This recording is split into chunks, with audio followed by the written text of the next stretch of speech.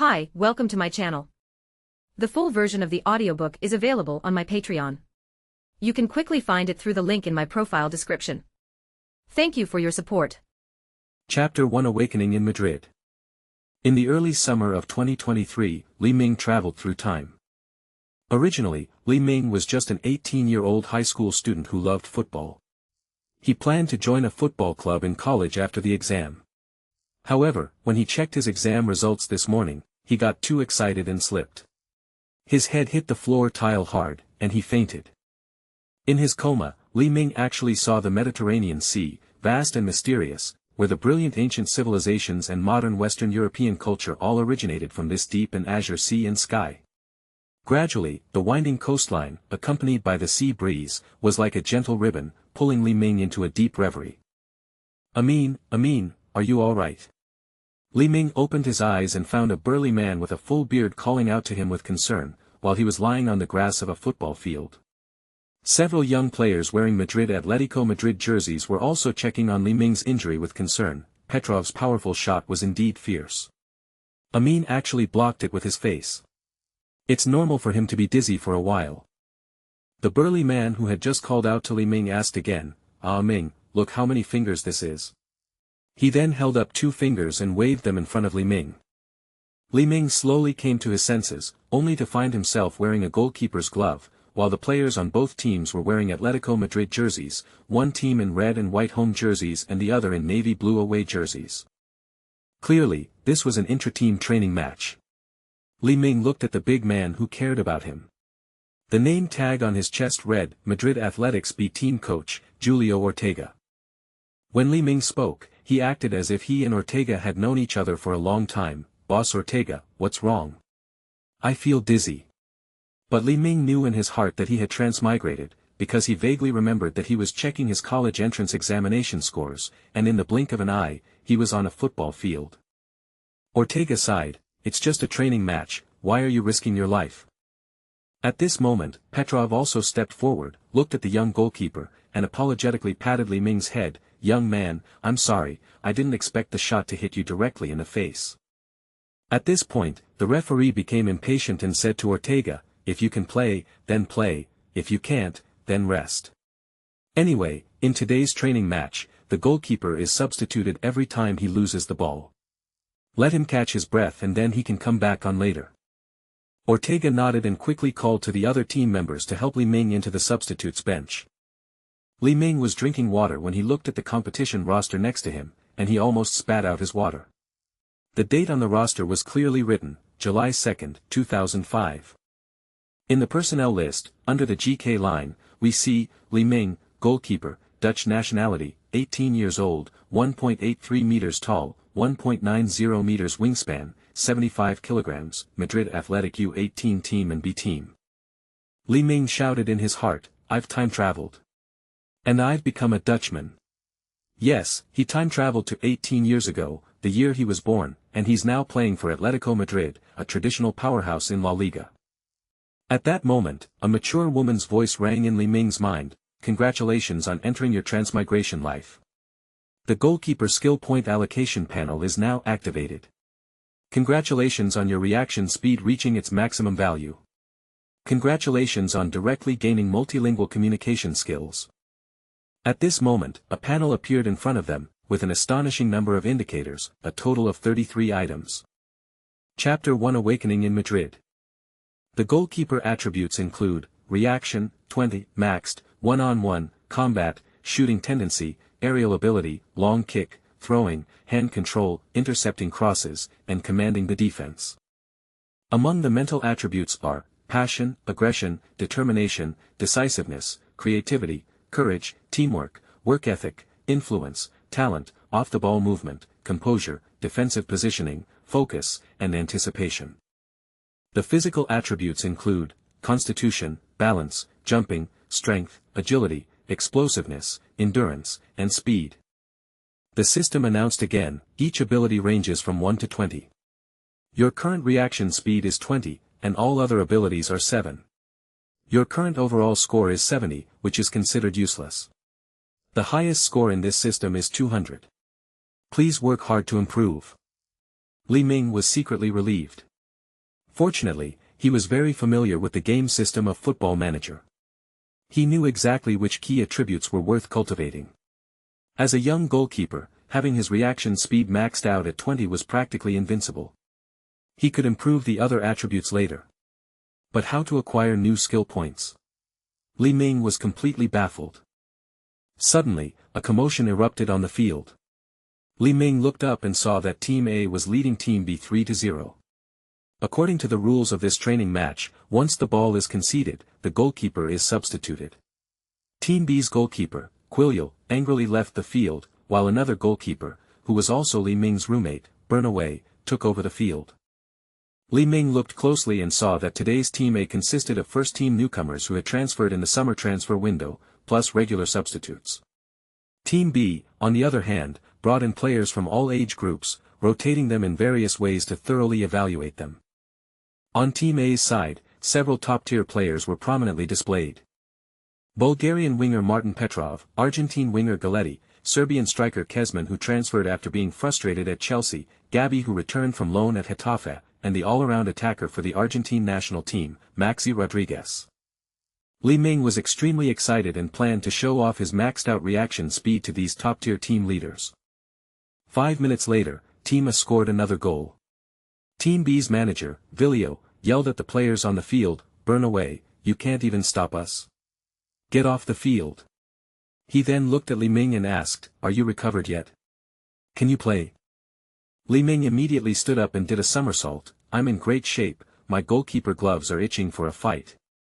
Bernaway walked to the sidelines and whispered to Li Ming, "Ming, be careful, the other side's attack is too fierce today." "Li Ming, don't worry. With your brother Ming here, we can't let them get away with this." Bernard was completely bewildered. Why was this guy talking so strangely today? Although he was a year younger than Li Ming, he had already been training with the first team under Argentine goalkeeper Franco. How could he possibly call himself Brother Ming? Li Ming smiled without saying a word, but before he could even stretch his body on the goal line, a ball flew like a meteor towards the top left corner of the goal. It turned out that Maxi had intercepted the ball from B team's defensive midfielder Marcelo Souza and, several meters away from the penalty area, took a shot. Chapter 2, First Appearance, a touchstone for summer transfer window newcomers. Li Ming took a deep breath and suddenly realized that the ball wasn't that fast. He immediately lunged to the side, and luckily, with a wingspan of 190 centimeters, he managed to block the ball with his left hand. He had originally wanted to show off his side dive and one-handed ball handling, but while he managed to lunge at the ball, he couldn't hold onto it and it flew out of bounds in a zigzag motion. At this point, Li Ming's reaction speed reached 20, which slowed down his reaction to any action. However, his other abilities were only 7. Especially before his ball handling ability improved, it was impossible for him to catch the ball directly and hold it with one hand like a basketball player. The substitutes on the sidelines all shouted, "Well done." Bernard was also puzzled because Maxi's curved shot was aimed at the 10-point angle of the goal, and Li Ming so quickly and smoothly parried the ball away. It seems that this guy is hiding his true strength. The referee pointed towards the corner flag. Maxi quickly took the tactical corner, the ball reached Petrov's feet, and before he could control it, he unleashed a left-footed shot straight towards the bottom right corner of the goal. Without hesitation, Li Ming sprang to his feet and poked the ball out of bounds. At this moment, Vilio's eyes lit up, and he whispered to Ortega, "Was this Dutch lad always this quick-witted?" Ortega said smugly, "I think he's always been great." It was quite a pity that Petrov's shot was saved, because when he played for Wolfsburg in the Bundesliga, as long as he had enough power and a good angle, he could basically score. Now, it was unexpected that this unknown U18 boy could easily poke the ball away. The corner kick continued, and Gabi and Kezman continued to look for opportunities in the penalty area. Petrov and Galletti frequently switched positions at the far corner, and Team A's defensive positioning immediately fell into chaos, leaving only veterans from Team B such as Sicilia and Contra on the field to push their younger teammates into their respective marking areas. Souza, the main defensive midfielder for the Uruguayan national team, was clearly dissatisfied with the situation. Not to mention that he was overshadowed by the Frenchman Lucen in the first team. He had already lost the battle for Atletico Madrid's first midfielder. "I was hoping to secure a spot as one of the 2 defensive midfielders in the first team for the new season, but Bianchi unexpectedly recalled Gabby, that kid. It's clearly nepotism. Who told me I wasn't a pure youth academy product like Gabby? Now, even in internal scrimmages, I'm being forced to represent the B team, serving as a litmus test for these new transfer darlings. It's incredibly frustrating. But when Maxi lobbed the corner kick towards the near post, Souza, who was supposed to be marking Kezman, was completely distracted. The Serbian created space and launched a diving header, sending the ball straight towards the center of the field. Li Ming leaped forward and passed the ball out again. Instantly, thunderous applause erupted from the sidelines. Li Ming made 3 consecutive tackles upon entering the arena, his movements swift and decisive. Although his positioning wasn't the most optimal, it earned nods of approval from players like Villio and Ortega. At this moment, 2 people were already standing outside the training field. When everyone saw them arrive, they immediately perked up. Even Villio shouted, "Run! Run! Your formation needs to be more compact."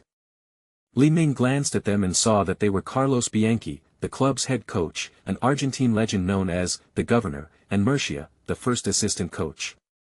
With the head coach arriving, the coaching staff members were naturally in high spirits. Bianchi originally came to check on the new signings condition, but when he saw Li Ming's 3 consecutive saves, he felt both happy and sad. He was happy because Atletico Madrid's youth training has always been world-renowned, and this kid's reaction speed was nothing like that of an U18 player. He was truly gifted. Chapter 2 Debut, a litmus test for summer transfers. It's sad to see Petrov and Kezman unable to even score against an 18-year-old. I can't help but feel sorrowful. Atletico Madrid wants to regain the glory of their double title win in 1996, but their annual transfer budget is only 10 or 20 million euros, which is not enough to buy any big names. The board kept saying, "We've spent so much money, if we don't produce results, we're out." So they could only buy established players in their prime. This summer, the €8 million acquisition of Petrov from the Bundesliga was already a huge gamble, but the board still thought it was too expensive. He cursed inwardly, "Want good results but don't have the money. It's not as comfortable as when I was coaching in the Copa Libertadores." Meanwhile, their arch-rivals Real Madrid had recently brought in several promising stars like Baptista and Robinho, and the signing of their homegrown defensive prodigy, Sergio Ramos, was only a matter of time. Their summer transfer window spending was already at least 60 to 70 million euros, which was truly enviable. However, at this moment, Team A attacked again under the organization of Maxi. He first passed the ball to Petrov's feet, and then the latter flicked it on. Juan Valera, who was overlapping with Team A, made a feint and got past Sosa cleanly, cutting directly into the penalty area. B team's young fullback Moreno was already completely disoriented by the fakes, and centre-back Cecilia and Mateos had to come up to cover. But then Valera played a through ball, and Kezman burst in, heading straight for the penalty area. Li Ming kept muttering to himself, whether to attack or not. "Oh well. Just go for it." After hesitating for a moment, Li Ming swayed and pounced. Only then did he realize that apart from his reaction speed being perfect, his speed and decisiveness were only 7 points each. No wonder he was so indecisive and his movement speed was not fast. At this moment, Li Ming was half-crouched and had not yet completely blocked the ball when Kezman lightly flicked the bottom of the ball with his toe, and the ball was lobbed over Li Ming's head. Li Ming was shocked and hurriedly rushed backward. The ball went straight into the net. He shouted, "Don't even think about it. Watch me snatch it back," and chased after the ball to retrieve it. Fortunately, Kezman's chip shot wasn't very fast. Although Li Ming was over the top, he still managed to touch the ball with his left hand, and the ball flew to the other side of the goal. Li Ming quickly chased back, and with a somersault, caught the ball under his body. For the next 10 minutes or so, Team A continued to dominate Team B, while Li Ming struggled to keep the goal from being breached. Besides Bernaway, Ortega was also quite surprised, because Li Ming was not an absolute starter in the U18 team before, and had very few opportunities to participate in the B team. Today, he suddenly had a breakthrough. On this side, A's Maxi once again selected the ball from the middle and made a through pass that directly pierced through B's 2 central defenders. Petrov then moved towards the middle, went full speed, and with one hand he shook off B's little brother. He forcefully overtook and completed the shot behind him. Li Ming continued to slowly move forward to block, and Petrov, seeing that the goalkeeper had moved, leaned to the left and curled his right foot into the far corner. Li Ming shouted, "Dream on." He immediately fell to the ground, stretched out his left arm as much as possible, and finally managed to poke the ball with his fingers. Contra of Team B shielded Li Ming's attack from the landing point and, without saying a word, kicked the ball all the way to the frontcourt. Chapter 3: A Twist of Fate. The head coach recognizes a talented individual. Blindly taking big steps may solve one's troubles on the first day of the month, but it won't save one from disaster on the 15th. This time, it was A's Galletti who made a solo run down the wing and charged straight into B's penalty area, as if he were in an empty field. When he was still 7 or 8 meters from the baseline, he started cutting inside again. Li Ming slowly moved his body towards the direction from which Galletti was cutting inside, ready to catch the ball with both hands at any moment. Galletti's defining characteristic can be summed up in one word: speed. As for technique and shooting skills, the coach doesn't pay much attention. He was relatively relaxed in this match, simply swinging his leg to shoot. Li Ming immediately bent his knee and swatted the ball out of the penalty area. Just as he was about to regain his balance and clear the ball, in the blink of an eye, Maxi arrived from the attacking midfield position and, with a flick-on shot, steadily sent the ball into the net. The A-team players didn't celebrate. After all, with several first-team veterans in the lineup, it had taken them so long to shoot past the U-18 substitute goalkeeper. The referee blew his whistle and shouted, "Goal." Kickoff from center circle. Team B substitutes goalkeeper. Li Ming uttered a soft greeting, but then stood there dumbfounded, unable to come to his senses for a long time. At this moment, the system voice in your mind sounds, "Congratulations on completing your first training session. The opponent's attack group is rated as B, classic and practical. Your performance is rated as evenly matched. In addition, since this is your first time obtaining skill points, although your playing time is short, you can still gain points." Li Ming asked, "What? You give me skill points, but I still need to get a rating and a level?" Li Ming was both amused and exasperated, and could only give in, asking, "Then hurry up and tell me the rating rules, so I can keep an eye out for how to get more points in the future." System: simply put, with the same performance from you, the stronger your opponent, the more points you will get. I will explain the rules in detail after the official competition.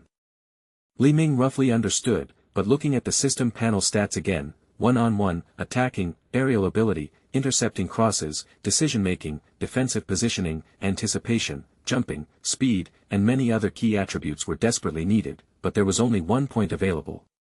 Li Ming gritted his teeth and immediately added it to 1-on-1. He thought to himself, at least in the future, when he gets a 1-on-1 opportunity, it will be incredibly impressive. At this moment, Ortega ran up to him and saw Li Ming muttering to himself. He waved his hand in front of him a few times, gave him a big hug, and comforted him, saying, "Ming, you've done a very good job. Go back and rest for a bit." Li Ming finally came to his senses. Quillo was so excited that he was eager to step in and redeem himself, since he had already conceded a goal. After Li Ming left the field, he sat on the bench and continued watching the match. Team B was still getting crushed, and the scene was making him want to fall asleep again. After a while, assistant coach Murcia approached Villio and said, "The head coach said that this Dutch lad doesn't need to play today. The first team is short of goalkeepers recently, and there are a few good warm-up matches during the off-season, so we can take this opportunity to assess a few backup goalkeepers." Ortega said with great enthusiasm, "Chief assistant coach, our U18 team has many talented young players besides Li Ming. Please give them a good look." Murcia sneered, "Don't you even look at the score. Hurry up and get all the players who aren't playing on the field. After all, opportunities to show your abilities in front of the head coach are rare." Unexpectedly, the score had reached 8-0. Most of the starting players from both sides had left the field. Except for Kezman, who couldn't find his form and even shoved a younger player, the atmosphere was relatively harmonious and the score remained unchanged. In the evening, when Li Ming returned to his dormitory, he received a call notification from the frontline team. Li Ming was overjoyed, but the atmosphere in the dormitory was strange. His 3 roommates were goalkeeper Bernaway, who had already started training with the first team, U18 goalkeeper Gil, and U18 substitute centre-back Regalan. Gil forced a smile and congratulated Li Ming, exclaiming, "I didn't expect you to save the ball so quickly today. Maybe if you train with the first team for a while, you'll get a good contract. Li Ming, my main reason for going to the first team was to see the level of our starting forwards. The other three were completely bewildered, thinking he was incredibly confident. Bernardo conceded several goals to the B team today, so he was naturally in a bad mood. Adding to his woes, Li Ming was also going to train with the first team, meaning he would have another competitor, leaving him with mixed feelings. Reguilón, however, was in a calm mood. He figured Atletico Madrid wouldn't renew his contract this season anyway, so he'd see what happened. Rather than continuing to play in lower leagues, he figured he might as well find a job first. That evening, they received two more pieces of news. Uruguayan international Sousa, who had been playing like a sleepwalker in today's match, had been loaned to Osasuna, and Dutch left winger Kiki Muzampa, who had been invisible throughout the B team's match, had his loan extended to Manchester City for another year, and it was estimated that he would be packing up to go to England in the next couple of days. Another player who was conspicuously absent from today's training match, Contra, has been loaned out to Getafe for a season. Contra, who once played for a powerhouse like AC Milan thanks to his sharp attacking runs, is now being loaned out again to try and regain his form. Meanwhile, young left winger Nano, who barely got any playing time today, was not even considered by the coaching staff and was loaned out to Getafe along with Contra. Yes, football is not only a competitive arena, but also a business arena. It is really difficult to be sentimental. Kiki Muzampa was Atletico Madrid's first choice for left winger just 2 years ago, but now he has to be loaned out to Manchester City, who have not yet made their mark. Whenever the young players hear this news, they can't help but feel uneasy about their future. But in any case, everyone is still relatively friendly towards Li Ming, this Dutch-born man with an Eastern face. Chapter 4, First Encounter with Torres, facing Juventus. The next day, Li Ming and Bernard were taken by shuttle bus to the first team's training base, where coaches such as Villio and Ortega were already waiting outside. Upon seeing them arrive, Ortega excitedly stepped forward and said, "You know what? Our starting goalkeeper, Franco, just returned from vacation in Argentina and hasn't adjusted to the time difference yet, so he won't be playing for very long today. You guys have a great time." Bernard was full of confidence and laughed, "I've been training with the first team for a while now, so you can rest assured." After saying that, he glanced at Li Ming and added, "Some people did perform well in the last game, but if you want to keep training with the first team, one game isn't enough." Li Ming understood the underlying meaning, but he didn't care at all, because as long as he could join a top-tier team and be properly trained by many experts, his skill points would definitely increase dramatically. Before long, various luxury cars had gathered in the parking lot outside the training ground. Among them, a silver Audi Q7 stood out from the crowd. As soon as the door opened, a handsome man with a full head of blonde hair stepped out. Although there were some freckles on his face, they could not diminish his striking good looks. Li Ming recognized him at a glance. This was Atletico Madrid's strongest player at the moment, and a golden boy who was gradually establishing himself in the Spanish national team, Fernando Torres. Torres is one of Li Ming's favorite football stars. Although Torres had already retired and become the coach of Atletico Madrid U18 before he traveled through time, Li Ming is also a sucker for good looks. Good looks are justice. During his middle school days before he traveled through time, he insisted on studying Torres' entire career. Li Ming hurried forward and, seeing Torres still carrying the training bag, reached out to help him carry it. At that moment, the system in his mind issued a voice, S-rank, once in a decade, attacker detected nearby. Friendly reminder, competing with S-rank, once in a decade, and SS rank, unparalleled, fighters will significantly increase your skill point gain. Li Ming was startled. Could this system automatically detect high-level offensive players? But looking at Torres, he couldn't help but admire him. This man truly deserved his S-level, once in a decade, ranking, completely surpassing the B-level, classic and practical, players from yesterday's match. Torres, seeing the man in Atletico Madrid training gear, guessed he was a team staff member and smiled as he handed him the bag. Li Ming smiled and said, "Hello, brother Eto'o." Although Li Ming wanted to call him Fernando, he thought it was too awkward to pronounce and decided to use his own preferred method. Torres looked surprised. Although he didn't quite understand what "brother Torres" meant, he figured it was a title of respect. He genuinely didn't know this young man from the youth team and mistook him for a staff member or a fan volunteer. However, Torres knew he was very popular. He'd seen plenty of infatuated girls and hardcore guys alike, so he treated Li Ming's enthusiasm as nothing out of the ordinary. Torres has been with Atletico Madrid since the Segunda División era. Although Atletico Madrid has always been a mid-table team, he deeply loves his former club and has repeatedly rejected offers from other top clubs. Seeing Li Ming so attentive to Torres, Bernabeu figured he must be trying to curry favor with the team's star player to gain support from some bigwigs. Bernabeu sighed inwardly, I never knew Li Ming was this kind of person. However, he did not know that Li Ming truly admired Torres. Although Li Ming had not witnessed Torres's peak before his transmigration, the phrase, unyielding despite 1,000 blows, standing firm against the winds from all directions, perfectly described Torres in his heart. A moment later, the first-team players began warming up under the guidance of their coaches, while the 4 goalkeepers also began their specialized preparations. Goalkeeper Franco looked exhausted and was only doing some slow stretching. Meanwhile, Bernardo, Cuellar, and Li Ming had already begun practicing saves. After a while, assistant coach Murcia came over and called out to everyone, "Wait a minute, there's a training match coming up, and it's going to be very difficult. Because the other side requested that we not report on it, we're only telling you this morning. Now, please let head coach Bianchi announce our starting lineup." Everyone was completely bewildered. It was just a closed training match, what difficulty could it possibly be?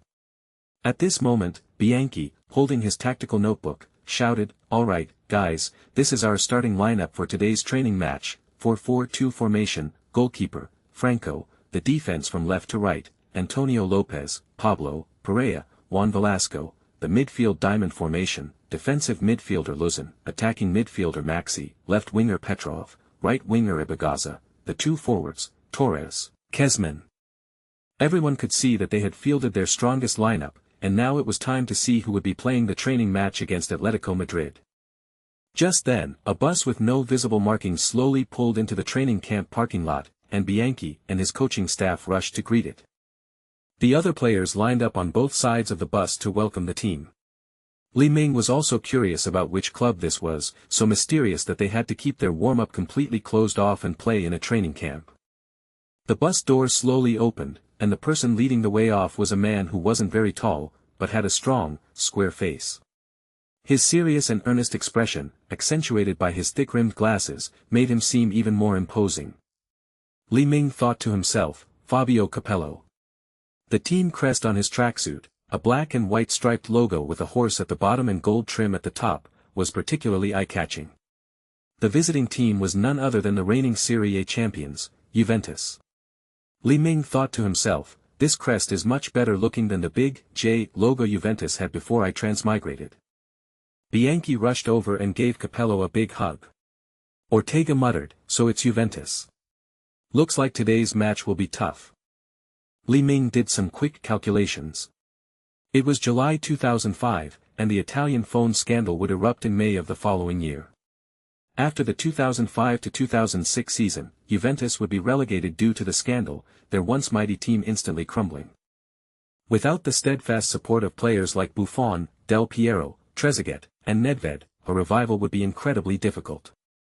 So, wouldn't he be witnessing the reigning Serie A champions of last season today? Such a formidable lineup, he would truly never see them again. Li Ming couldn't help but feel excited. As the Juventus players got off the bus one after another, the system's voice rang in his mind again, notification, a new S-class, once in a decade, attacker has been detected nearby. Li Ming looked around and saw Ibrahimovic leisurely walking over behind Vieira, carrying a bag. Piero, Mutu and other forwards also got off the car one after another. For a moment, Li Ming couldn't figure out who the S-class attacker was, but the feeling was strongest when the tall Ibrahimovic passed by him. After exchanging pleasantries, they each began to warm up. Chapter 5, Battle against Juventus, Golden Boy unleashes his power, Atletico Madrid launches a surprise attack. About an hour later, Bianchi and Capello exchanged a few words, and the starting players from both sides became restless because the match was about to begin. The two sides agreed to a closed training match, with 2 50-minute halves, no added time, and substitutions allowed at any time. Li Ming sat on the bench, not seeing Buffon or Trezeguet, presumably because they were injured and hadn't come with the team.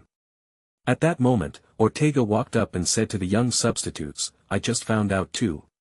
This summer, Juventus will first train in Spain, then go to the United States for a tour. Today's opportunity is excellent. Don't be afraid of them, just play your normal game."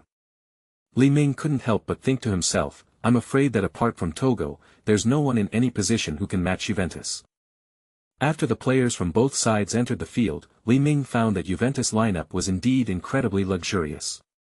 Apart from Abbiati replacing the injured Buffon and Del Piero replacing the injured Trezeguet, the starting lineup was almost the same as the team that won the Serie A title last season.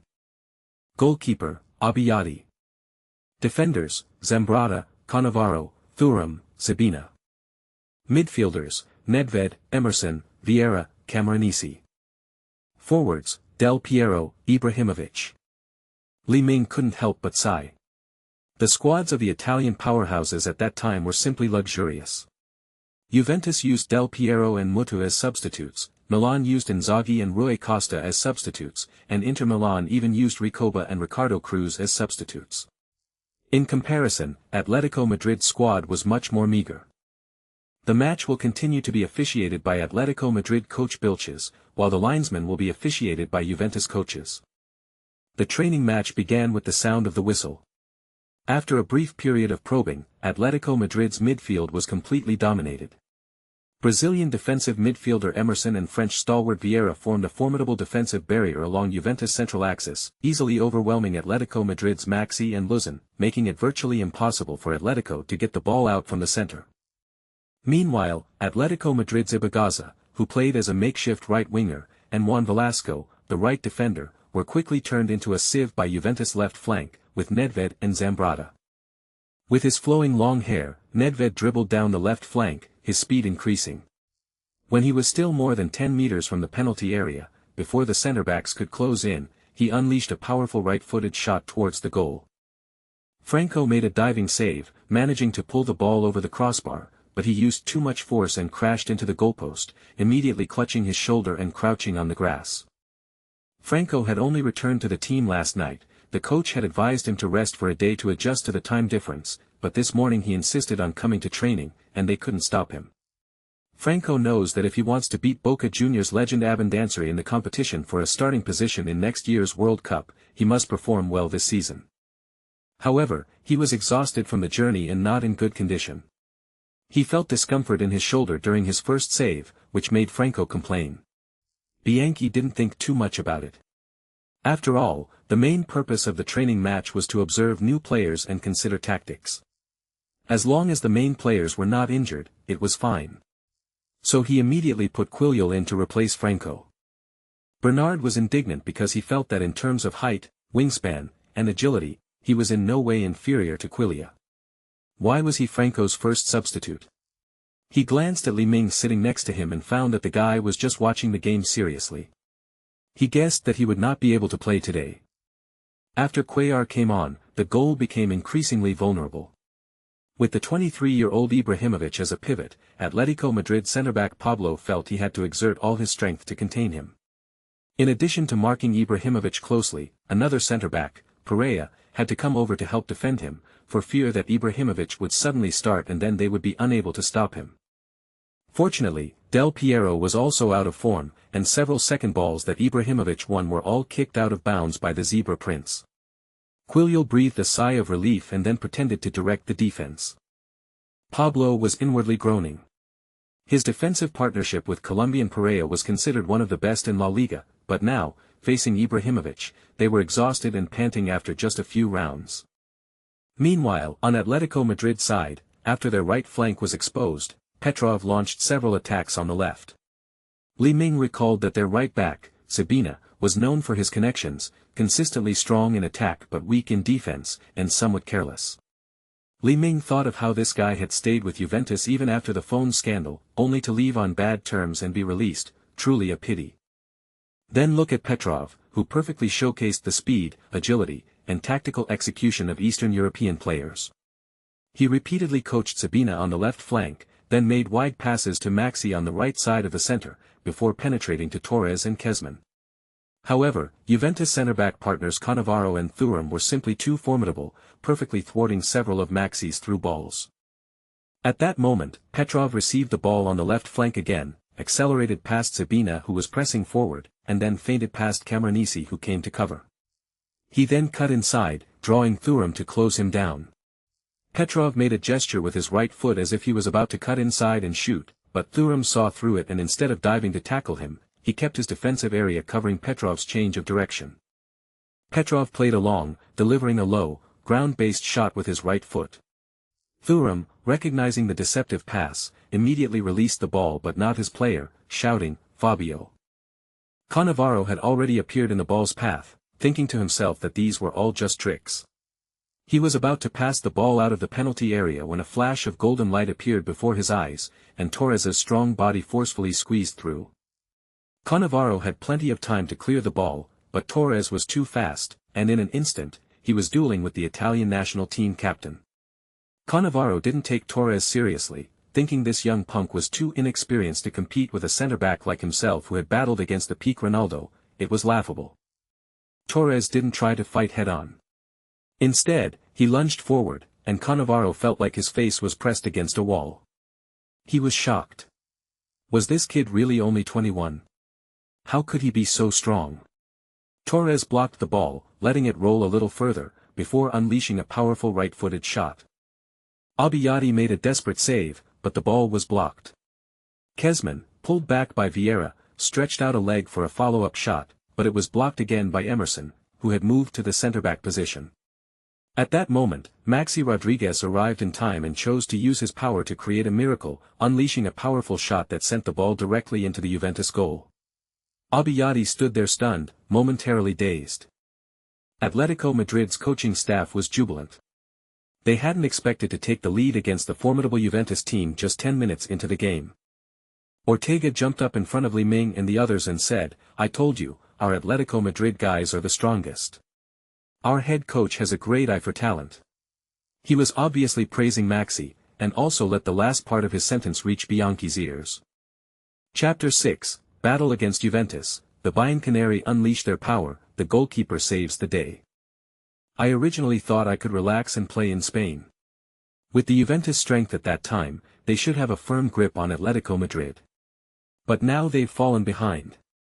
On the away team's bench, Capello's already stern face turned even more ashen. With a wave of his hand, he announced a substitution, Zidane off, Croatian centre-back Kovac on. Li Ming had already figured out the adjustment. It turned out that Thuram was to be moved to the right wing to limit Petrov, while Kovac and Cannavaro would partner in centre-back. As expected, after the substitution, Petrov found it increasingly difficult to break through Thuram's defense. Li Ming thought to himself, "I didn't expect old Thuram to be so fast even at 33 years old." Li Ming thought of the world before he transmigrated, where old Tu's son, little Thuram, was doing very well in the Bundesliga, was selected for the French national team, and shone brightly in the Qatar World Cup before transferring to Inter Milan. He couldn't help but feel happy for old Tu again. With Juventus pinning down Atletico Madrid's left flank, Vieira and Emerson launched attacks from the center, employing a two-pronged attack. The agile Camoranesi and the unyielding Nedved frequently switched positions, and with Zambrotta constantly moving up and down the pitch, Atletico Madrid were completely losing control of the ball. In the 25th minute, Nedved unleashed a powerful shot straight at the goal. Quilio dove to the side to make the save, but he only felt a blur as the ball flew past his hand before it was already in the net, making the net almost float up. 1-1. Atletico Madrid substitutes made a few unfortunate moves, while Juventus remained eerily silent. After Atletico Madrid restarted the game, Juventus central axis players pushed their formation up to the midfield line, constantly passing the ball from the middle to the flanks and then crossing from the byline to find Ibrahimovic. Within just 10 minutes, Ibrahimovic dribbled past Pablo and cleverly shot into the net to take the lead, while Del Piero also scored a goal after a missed opportunity. It's not even 40 minutes in yet, and the score is already 1-3. And in this process, Quilio's performance has been almost disastrous. His long passes are inaccurate, and Juventus scores as soon as they shoot. If they want to defend well, Juventus has to waste their own chances. Bianchi yelled at the substitutes, "Get up and warm up." New signing Deletti was the most enthusiastic, immediately standing up and starting to jog in circles. The second most enthusiastic was Bernavi, who believed that Quillol's position as the first-team backup goalkeeper was in jeopardy.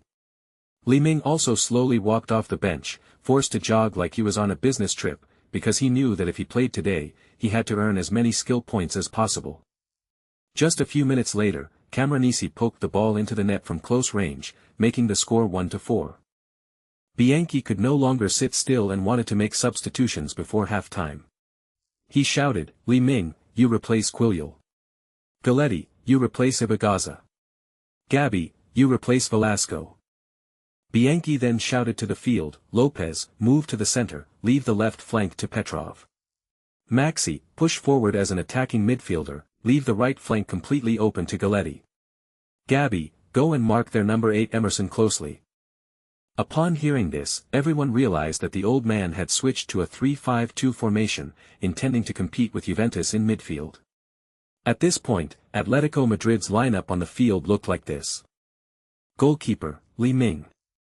Defenders, Lopez, Pablo, Perea. Midfielders, Petrov, Luzin, Maxi, Gabi, Galletti. Forwards, Torres, Kezman. Bernardo felt empty inside. He had thought he would be ahead of Li Ming in the rankings, but he didn't expect. He suddenly felt extremely frustrated. Thinking about the other goalkeepers in the B team, such as Falcon, who were eager to try, the pressure in the future was enormous. Chapter 6, Battle against Juventus, the Bianconeri shine, the goalkeeper saves the day. Li Ming was appointed to the goal in a time of crisis. Before he could even get comfortable on the goal line, Emerson changed direction and got rid of Gabi's close marking. He wanted to pass the ball to the wing again, but when he saw Luzin and Maxi coming up to challenge for it, he immediately launched a high long pass, heading straight for Ibrahimovic. Ibrahimovic seemed to have inexhaustible strength. He almost hooked the ball off Pablo, who was about the same height, and with a straight run, he left Pablo behind. But Pablo was a regular on the Spanish national team, and with a few steps, he pulled and dragged Ibrahimovic close. Del Piero raised his hand on the other side, calling for the ball, but Ibrahimovic ignored him, dribbling the ball while using his arm to block Pablo. Pablo, though infuriated by Ibrahimovic's training, was quite strong and managed to keep up with Ibrahimovic's pace, constantly pressuring Ibrahimovic's right side to prevent him from shooting directly with his preferred foot. At this moment, Del Piero had almost created space on Lopez's side, and seeing that Ibrahimovic wasn't passing the ball, he could only secretly lament his predicament. Then, the Colombian giant Perea also came to help defend, hovering around Ibrahimovic, trying to block his passing lanes. But could Ibrahimovic pass the ball? If there was even a slight possibility that the 32-year-old Ibrahimovic would set up a teammate, the 23-year-old Ibrahimovic only had the goal in his eyes. He took 2 more steps forward, and seeing Perea following closely behind, he suddenly jerked his body, forcefully pushing past Pablo and shooting directly. Li Ming's reaction time was now at its peak. Ibrahimovic's rather forced shot didn't seem fast to him. With a side dive, he easily smothered Ibrahimovic's shot. Li Ming suddenly remembered that Ibrahimovic might be Juventus' S-class, once in a decade, attacker, so he held the ball in his right hand and wagged his finger at Ibrahimovic with his left. Li Ming thought to himself, "Today I must mess with Ibrahimovic's mentality." Upon seeing that the unknown young goalkeeper from Atletico Madrid was actually provoking him, Ibrahimovic flew into a rage and charged at Li Ming. Just then, Capello shouted from the sidelines, "Zlatan! What are you doing? If you don't want to play, get off the field." Ibrahimovic calmed down immediately after being scolded like that. He gave Li Ming a strange smile and said, "You brat. Just you wait, today I'm going to beat you back to your baby form." Piero quickly came over and advised, forget it, just let him score a few more goals later." Even when not playing, Ibrahimovic still showed the Juventus prince considerable respect. After all, he couldn't do without the support of his local supporters at the club. Ibrahimovic then said no more and slowly retreated. Seeing that his teammate Eto'o was in a decent position in the attacking third, Li Ming launched a long kick, but although the ball flew fast and high, it silently went straight out of bounds on the right sideline. Bianchi stomped his foot in frustration. Although Li Ming had shown good goal line reaction, he hadn't expected his pass to be so poor. Li Ming panicked for a moment, then gave a thumbs up to Galletti on the right wing. Galletti cursed inwardly, what kind of shot was that? But to boost morale, he also gave Li Ming a thumbs up. Juventus quickly took a throw-in, and Nedved completely overpowered Galletti's negligible defense and interference, charging straight into Atletico Madrid's penalty area. Perea, Atletico Madrid's right-sided centre-back, had no choice but to go up and immediately became entangled with the Czech Iron Man. At this moment, Ibrahimovic carried Pablo forward and raised his hand to signal his teammates to pass the ball. Nedved made a sudden stop, causing Perea to stumble, and delivered a low pass directly behind Pablo. Ibrahimovic and Pablo started moving simultaneously, pulling, entangled, and battling each other physically. Given their similar age, height, and weight, there was a certain mutual respect between them. However, Ibrahimovic was ultimately stronger and finally gained a foothold in the struggle, facing Li Ming directly.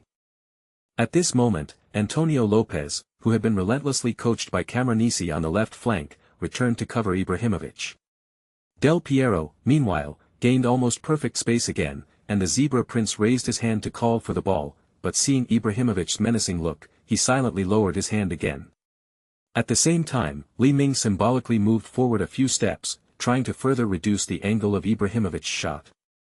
Before Lopez could get close, Ibrahimovic unleashed a powerful shot towards the bottom left corner of the goal. Although the shot wasn't perfectly grounded, it was much lower than a half-high ball and incredibly fast, sweeping across the turf as it flew into the net. Without hesitation, Li Ming moved quickly and lunged at the football, pressing it down with both hands. His ball control was still very poor, and he felt the football was carrying a strong force, almost slipping out of his hands. But he didn't have time to think, and immediately used his body to hold the ball in his hands. A cheer erupted from Atletico Madrid's substitutes, who all cheered, except for Bernardo Silva and Quillia. Chapter 7, Match against Juventus, Goalkeeper secures victory, Atletico Madrid launches counterattack. Ibrahimovic was slightly surprised, but a strong killing intent rose in his eyes, so he retreated again to wait for the next opportunity. Li Ming was smarter this time. Seeing that the opposing striker was not pressing, he slowly threw the ball to Lopez to pass it out. Lopez dribbled the ball forward a couple of steps, then launched a long pass to Torres, who was positioned nearby. Vieira, however, had moved ahead of time, appearing like a giant wall at the ball's landing point. Torres, equally eager to win, showed no fear of Vieira's marking, and the two jumped simultaneously to contest the ball. Vieira, being taller and having his arm pressing down on Torres, barely won the first ball, but Torres, before it even hit the ground, stretched out his long leg and swept it behind him. Vieira wanted to complain that Torres had raised his leg too high, but the referee hadn't blown the whistle, and he didn't have time to worry about it at the moment. Maxi burst through the gap between the two defenders, receiving the second ball from Torres. He took only a couple of steps forward before Emerson closed in. Emerson, a former centre-back, was incredibly strong, and now, in the defensive midfield position, he had a firm grip on most attacking midfielders and forwards. Maxi, caught off guard by Emerson's body, stumbled and tried to change direction, but Emerson's strong hand blocked his path. Maxi glanced sideways and saw Torres making a rapid run towards the opponent's penalty area, shaking off Vieira. Maxi understood immediately and played a through ball behind Kovac. Torres accelerated, outpacing Kovac and closing in on him, receiving the through ball with one touch. At that moment, Cannavaro, without hesitation, lobbed the ball towards him. Torres flicked the ball, and as he tried to pass it inside, Cannavaro lost control and tackled Torres to the ground. Cannavaro thought to himself, "Oh no." The referee pointed to the penalty spot, and the Juventus players didn't react much, all looking relaxed. After all, they were still leading by 3 goals. Torres took the penalty, facing Abbiati, and pushed it directly into the bottom right corner, scoring without any pressure. Score, 2-4. Atletico Madrid were still trailing, and the referee blew the whistle to end the first half.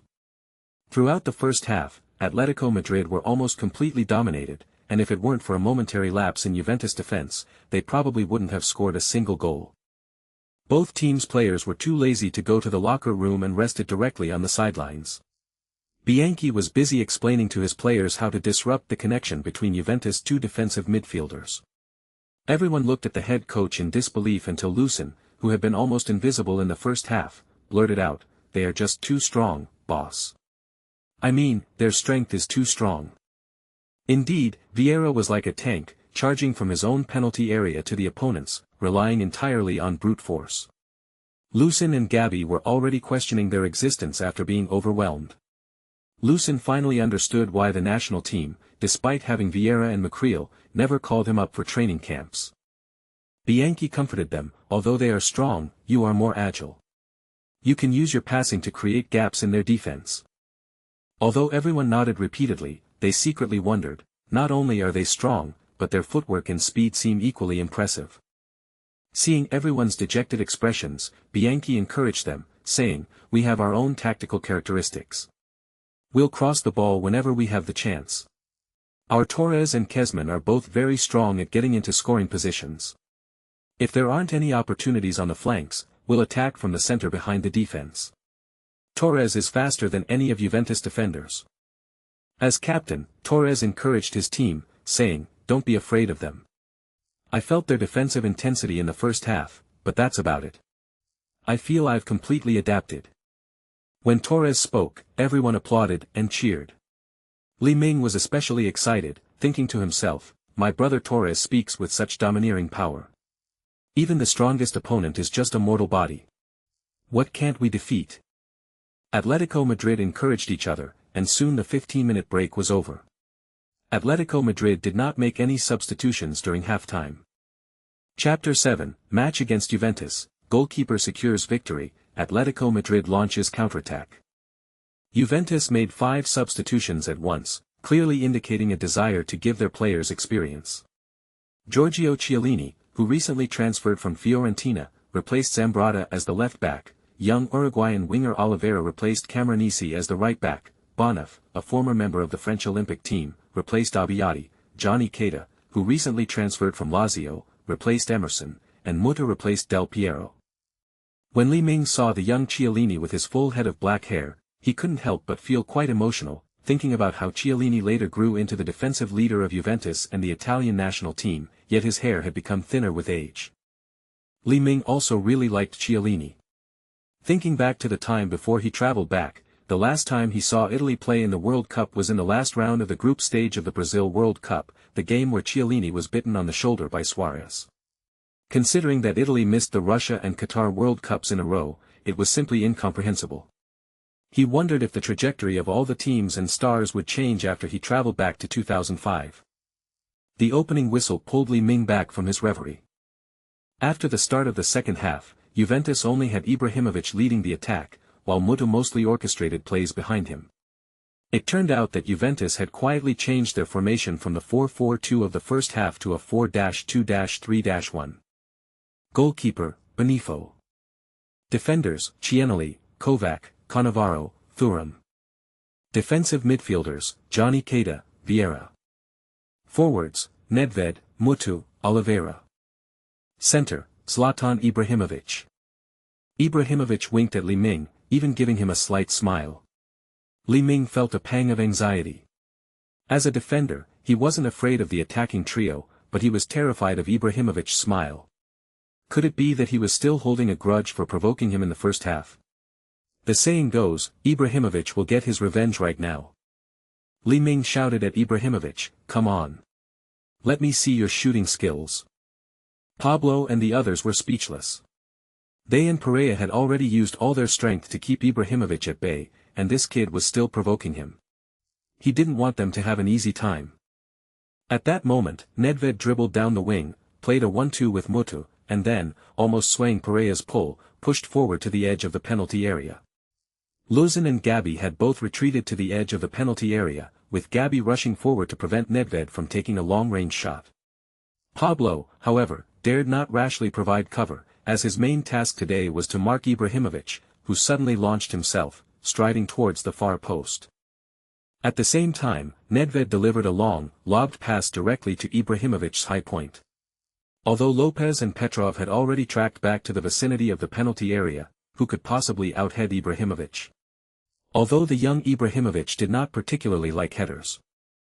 Chapter 8 Battle against Juventus, Dominic's training, Ibrahimovic's fighting spirit. Facing a high ball, Lopez had already grabbed Ibrahimovic's jersey with one hand, but he felt like he was about to be lifted into the air by Ibrahimovic. Pablo's start was much slower than Ibrahimovic's this time. Although he tried his best to catch up, he was still left several body lengths behind. Ibrahimovic headed the ball towards goal from the edge of the 6-yard box. He silently exclaimed, "Goal!" But then a dark figure appeared, springing like a spring on the goal line. With a swift palm strike, it dragged Ibrahimovic's header over the crossbar.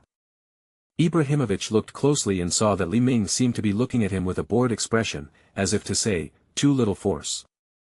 Ibrahimovic was also puzzled. Where did this kid come from?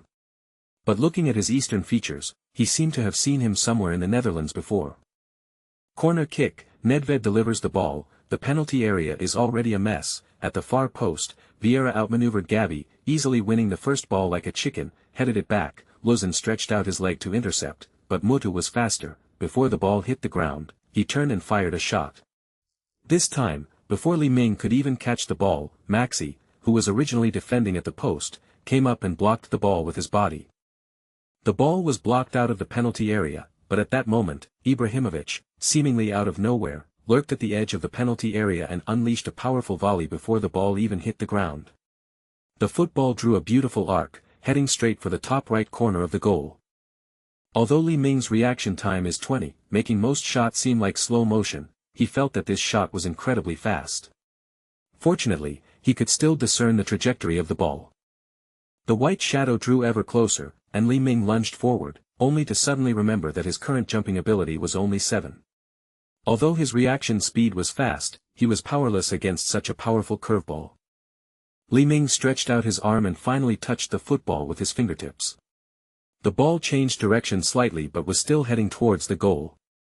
At this moment, Li Ming's body fell down, but his reaction speed of 20 allowed him to get up quickly a second time and knock the football that was about to cross the goal line away. Petrov tried to cover the second ball, but Mutu quickly closed in and pushed him back. Mutu unleashed a powerful shot, and Li Ming, quick-witted, rose again, like a tireless spring, using his body to block the ball once more. Unexpectedly, the ball rolled to Nedved's feet, who kicked it. Li Ming lunged again, intending to punch the ball away with his hands, but the Czech Ironman's strength was too great, the shot passed through his hands and slammed into Li Ming's face. Li Ming felt dizzy and saw stars, but in his hazy consciousness, he immediately caught the ball and tucked it under his body. Li Ming's 3 consecutive tackles not only stopped Juventus's surging attack, but also drew cheers from his teammates on the bench. Franco, the first-choice goalkeeper who had been substituted earlier, shouted, "A miracle. That reaction speed is truly amazing." Franco, being an expert, noticed that although Li Ming's positioning and ball protection were still immature, his reaction ability was in no way inferior to his own. Given time, he would definitely become a legendary goalkeeper. Bernardo and Quiglia on the sidelines both looked preoccupied, thinking to themselves, "We never realized this guy was so good." Li Ming took a while to stand up, and Pablo and Perea came over to give him a high five and pat him on the head. Remembering his own poor footwork, Li Ming hesitated to kick the ball himself and instead tossed it to Lopez. At that moment, the Atletico Madrid players were deeply moved by Li Ming's incredible triple save, their morale soaring. Lopez also dribbled the ball up the left flank, and Juventus Oliveira followed up to defend him, while Johnny Keita blocked Lopez's path of linking up with the forwards. In this match, Lopez played as the left centre-back in the 3 centre-back system. In the first half, he was led around by Ibrahimovic and Del Piero, which made him very frustrated. Now he can go all out to attack forward and leave the defense to others. Upon seeing Oliveira coming to defend, Lopez was brimming with confidence. He easily dribbled past the Uruguayan with the outside of his foot. However, as he moved further in, he was marked closely by Gianni Keita. The former Italian international was even more aggressive in his defense. As soon as Lopez made contact with Gianni Keita, he lost his balance and had to quickly pass the ball back to Luzin, who had come over to receive it. When Luzin saw Vieira not far away, he felt a headache coming on. He kicked the ball into the penalty area. Kezman immediately started to compete for the ball, but he was completely suppressed by Cannavaro, who was half a head shorter, and couldn't even win the header. Chapter 8 Battle against Juventus, Ming's training, Ibrahimovic's show of temper. Kezman became increasingly annoyed and pushed Cannavaro with both hands. Unexpectedly, the guy's balance was so domineering that he not only didn't fall down but also took the ball and moved forward a step or two. Before Cannavaro could even celebrate, Torres burst out from the side, dispossessing the Italian captain and charging into the penalty area. Chiellini and Kovac quickly came to cover, and Torres subtly pushed the ball with the inside of his foot, seemingly heading towards the byline. Just as Kovac was about to challenge him, the Golden Boy swiftly changed direction, bringing the ball to the edge of the 6-yard box. He then raised his right foot, preparing to shoot. Chiellini scrambled to the ground, but Torres feinted, then shifted the ball to the left and curled it into the net with his left foot.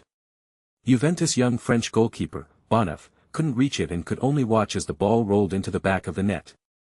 3-4. Atletico Madrid are now only 1 goal behind. Standing in front of his own goal, Li Ming watched Torres score such a smooth goal and roared, "Torres is awesome." Capello, who was off the field, started yelling at the players on the field. The Juventus players still looked relaxed, thinking that it was not bad that their semi-first team lineup could dominate Atletico Madrid. Juventus are about to make another substitution, with Passato, Zalaida, and others already warming up on the sidelines. Ibrahimovic frowned, sensing that Zalaida was going to substitute him. He knew he couldn't let the young Atletico goalkeeper off the field so easily, especially since he hadn't properly trained him yet. After Juventus kicked off from the center circle, their formation continued to press forward aggressively. After a brief battle in midfield, Mutu and Ibrahimovic played a 1-2, with Ibrahimovic shaking off Pablo and surging forward. Pablo, not to be outdone, fought back fiercely to catch up with Ibrahimovic and began to physically challenge him. The two had been battling all day, and both were muscular, powerful players. Under their steely collisions, Ibrahimovic's dribbling speed slowed down. Ibrahimovic raised his elbow and struck Pablo in the chest. Most people would have been knocked to the ground and rolling around, but Pablo gritted his teeth and held on tightly, showing no sign of weakness. Seeing Ibrahimovic about to charge into the penalty area, Pablo gritted his teeth and made a tackle, but the ball missed Ibrahimovic's shin. Ibrahimovic wobbled for a moment, but didn't fall. He quickly regained his balance and charged forward with the ball again. Pablo thought to himself, "Oh no." Perea, however, couldn't catch up with them no matter how hard he tried. Ibrahimovic has a golden opportunity for a one-on-one. Li Ming, standing at the goal, is troubled again. Should he go up and block him, or not? Li Ming thinks to himself, if I get any skill points today, I'll definitely put them all into decision-making, otherwise why is making a decision so difficult? While Li Ming hesitated, Ibrahimovic had already unleashed a powerful shot. It was fast and angled sharply.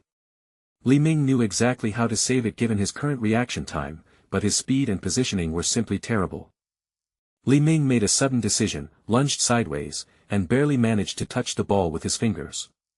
Although the ball's speed decreased, it still rolled towards the lower right corner of the goal. After Li Ming fell to the ground, he pounced on the ball like a hungry tiger, and just as the ball was about to cross the goal line, he forcefully pressed it down with his hand. The whole action was done in one smooth motion, and the whole stadium was in an uproar. Ibrahimovic stared at Li Ming in disbelief, his wide eyes revealing a hidden desire to kill someone, but a hint of admiration also appeared on Defunction's face. It's important to understand that for a goalkeeper facing a one-on-one opportunity, standing still in front of the goal line is a major taboo. They generally need to move ahead to further block the opposing striker's shooting angle. For a goalkeeper to intercept a one-on-one situation like Li Ming, relying on his near-lightning reflexes, is absolutely phenomenal. Chapter 9: Ibrahimovic's persistence. Li Ming adjusted his breathing, still hesitant to kick off himself. He wanted to pass the ball to Lopez again, but at that moment, Ibrahimovic was sticking close to Li Ming, trying to disrupt his pass. Ibrahimovic nudged Li Ming slightly, and Li Ming felt as if an iron tower was crushing him. He couldn't help but panic. Thinking about it, he realized that he also needed to add the calming indicator to the system. Li Ming couldn't help but complain in his heart, there are too many indicators to add, and so few points. Although Li Ming is 183 centimeters tall, he looks smaller and less imposing next to Ibrahimovic. Li Ming rolled his eyes at Ibrahimovic and said, "Hurry up and get off the field, let someone else come up and practice."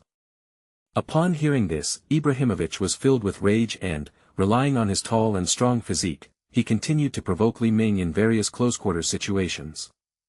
Pablo then came up, pulled Ibrahimovic aside, pointed at his nose and said, "What are you doing?" Trying to bully my little brother?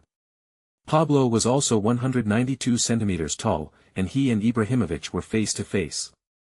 At this moment, players from both sides came over and separated Pablo and Ibrahimovic. Capello was furious on the sidelines. The starting centre forward of Juventus and the Swedish national team had actually yelled at a young goalkeeper. It was an insult to his reputation. He immediately wanted to substitute Zalewski for Ibrahimovic. Seeing the sign about to be raised on the sidelines, Ibrahimovic let Li Ming off the hook for now and ran up to Capello, shouting, "Boss! Can you make a substitution later? Boss, don't rush me. I'll be off the pitch after I score one goal against this guy." Capello was both angry and amused. What kind of goalkeeper could provoke such fighting spirit in this unruly guy? He decided to put up with him for a bit longer and let Sarajita sit back down. Ibrahimovic gave Capello a thumbs up and shouted, "Thank you, boss." Capello, however, was speechless and looked exasperated. The game resumed, and Li Ming passed the ball to Lopez again. Lopez and Petrov made several runs down the left flank, while Thuram seemed to be struggling to keep up. Fortunately, Chiellini occasionally switched sides with Thuram, using his abundant energy and strong physique to limit Atletico Madrid's left flank. At this moment, Atletico Madrid's attack started from the left wing again. After Chiellini switched to the left wing, Petrov made a through pass to Galletti, who had been quiet on the right wing for a long time. Although Galletti is not tall and strong, he is incredibly fast. Thuram, who had switched to defend Juventus' left flank, was already exhausted. He watched as Galletti made no move and simply used his speed to get past him. Thuram didn't even have time to reach out and stop him, let alone kick him. Galletti didn't make many other moves, he didn't cut inside or pass the ball, he just focused on one word, speed. He only crossed the ball when he was almost at the byline, and Torres, Kezman, Maxi, and others rushed into the penalty area to try and get a header. For Juventus, Vieira, Cannavaro, and Kovac were also positioned in the penalty area. Torres made a clever run, bypassing Vieira, and leaped powerfully over Cannavaro to win the header. The header was incredibly powerful. Juventus goalkeeper Bonif reached out to grab it, but it was too late, and the ball hit the back of the net. Kovac was quite dissatisfied at this point and yelled at Bonif, "How come you can't stop any ball? Are you a dead man for every shot on target?" Cannavaro shoved the Croatian aside and laughed, "Relax, buddy, it's just a training match." He then turned to Bonif and said, "It's okay. Make the most of this training opportunity." Chapter 9: Ibrahimovic's persistence. In the 35th minute of the second half, with the score at 4-4, Atletico Madrid surprisingly scored 3 goals in a row, with Torres completing his hat-trick. At this point, Bianchi also began to make substitutions, with young players replacing Lucen, Petrov, and others who had been exhausted all day, while veteran defender Calvo replaced Perea, who had performed exceptionally well, and Moro, who had just transferred from Verva, replaced Torres, who had had a phenomenal performance today. Before Torres left the field, he handed the captain's armband to Pablo and applauded his teammates on the field again to encourage them. When he saw Li Ming, he gave him 2 thumbs up and gave him a big thumbs up. At this moment, Li Ming was filled with passion. He never expected that his first training match would earn him such praise from Torres. This time travel was truly worthwhile. But the match wasn't over yet. After Atletico Madrid's key players were substituted, Juventus' advantage became increasingly apparent, and the last 15 minutes almost turned into a half-court attack and defense drill. Li Ming was looking forward to getting more shooting challenges. As Li Ming had hoped, Mutu, Nedved, Vieira, and others unleashed a barrage of long-range shots from tens of meters away. However, perhaps due to Atletico Madrid's decision to withdraw their key players, Juventus stars became increasingly relaxed, and their shots hardly tested Li Ming at all, while numerous shots flew across the field. Ibrahimovic grew anxious and shouted to his teammates on the field, "Don't waste shots, pass them all to me." Looking at the timer on the sidelines, there were only a few minutes left in the game. If he couldn't get past this kid today, he really wouldn't be able to swallow his pride. Fortunately, the Juventus players showed some respect for Ibrahimovic. Nedved played a through ball behind Pablo, but by this time Ibrahimovic's stamina had dropped considerably, and he couldn't outmaneuver the Atletico Madrid centre-back in his attempt to gain position. Pablo, having been repeatedly outmaneuvered, was furious and blocked Ibrahimovic's path, leaving the ball unmarked. Lopez stepped up and cleared the ball out of bounds with a powerful kick. Capello, however, had no intention of giving Ibrahimovic another chance. Uruguayan striker Zalayeta substituted Ibrahimovic in the final moments, and Posado replaced Vieri. Before leaving the field, Ibrahimovic quietly walked over, patted Li Ming on the shoulder, and said, "You were great. I couldn't get past you today." Li Ming thought about the world before he traveled back in time, where Ibrahimovic would play for Inter Milan, Barcelona, Milan, Paris Saint-Germain, Manchester United, MLS and then return to Milan to retire. Throughout his career, he was unable to exchange his talent for the highest personal honor he deserved, which was truly regrettable. Li Ming whispered to Ibrahimovic, "Brother Ibrahimovic, actually, you weren't playing that well for Juventus." Before his time travel, Ibrahimovic only became a man with a true tactical system after he went to Inter Milan and met Mancini. Upon hearing this, Ibrahimovic was stunned. He paused for a moment, pinched Li Ming, and then revealed a wicked smile. "Since you call me brother, I'll accept your statement that I didn't play well today, because I didn't score a goal against you." Although he was smiling, a strong desire to conquer surged in Ibrahimovic's heart. Regardless of whether he stayed at Juventus or not, he wanted a bigger contract and stronger abilities. He could no longer be looked down upon by a young player like Li Ming who was just starting out. In the final minutes of the match, the score remained calm, ending in a 4-4 draw. Capello seemed quite dissatisfied with the strikers' failure to capitalize on their opportunities, and after a short change of clothes, the Juventus stars boarded the team bus and left together. Li Ming was filled with emotion, such a powerful Juventus lineup, and he wouldn't see it again in a year. But when Li Ming thought about how Capello would take Emerson and Cannavaro to join their arch-rivals Real Madrid a year later, it was simply a twist of fate, and he couldn't help but feel much more at ease. Chapter 10 Welcoming the New Season. At this moment, the system voice sounded in Li Ming's mind again, "Congratulations on completing the match. The opponent's attack group is rated A, dominating the field, and the main attacking player is rated S, once in a decade. Your performance is rated, suppressing the opponent. You are awarded 4 skill points." Li Ming muttered, "How come you only gave me 4 skill points? What's the highest you can give me at once?" System, your performance rating is 5 levels, dominating, suppressing the opponent, evenly matched, being suppressed, getting crushed. The opponent's attack group and main attackers are divided into 6 levels, SS, unparalleled, S, once in a decade, A, dominating, B, classic and practical, C, professional exemplar, D, ordinary. Your 5 performance levels. When used against SS rank opponents, it grants 6, 5, 4, 3, and 2 skill points respectively. When used against S-rank opponents, it grants 5, 4, 3, 2, and 1 skill points respectively. When applied to A-level opponents, you gain 4, 3, 2, 1, and 0 skill points respectively. When applied to B-rank opponents, you gain 3, 2, 1, 0, and 0 skill points respectively. When used against C-rank opponents, you will gain 2, 1, 0, 0, and 0 skill points respectively. When applied to D-rank opponents, you only get 1 skill point if you completely defeat them, otherwise, you don't get any skill points. Also, when rating your opponents, we'll primarily consider the main attacker's level and performance.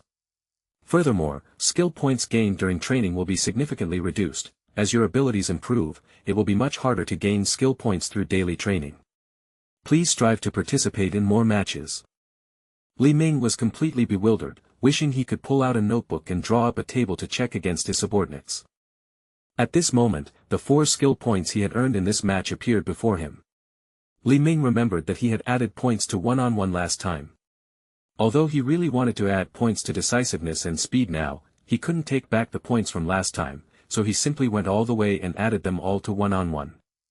With his perfect reaction speed, if his one-on-one stats were a little higher, he wouldn't be afraid of any one-on-one chances at all.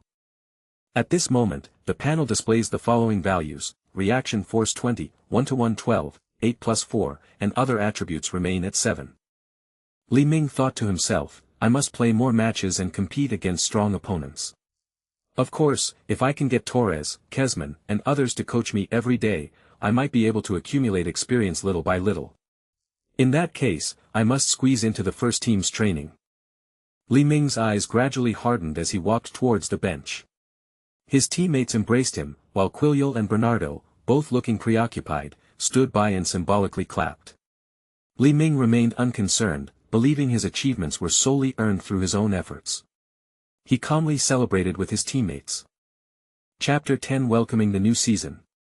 A man whose face is as calm as a still lake but whose heart is filled with turbulent energy is worthy of being appointed a general.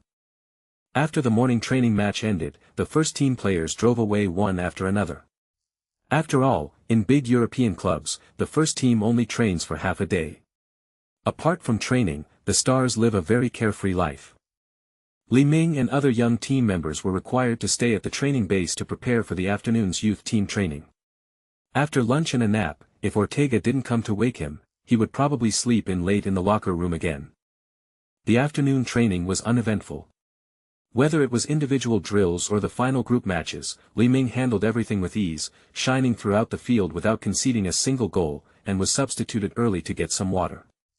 However, at the end of the evening, when the system calculated skill points, it slowly announced, "Your opponent's rating is D, mediocre, your performance was suppression, no skill points awarded." Li Ming was also upset, but he didn't want to get entangled with this mature-voiced system any further, so he silently swallowed his anger. However, the coaching team treated it like a treasure, and they all began compiling Li Ming's training data. After that, Li Ming trained with the first team in the morning and with the youth team in the afternoon.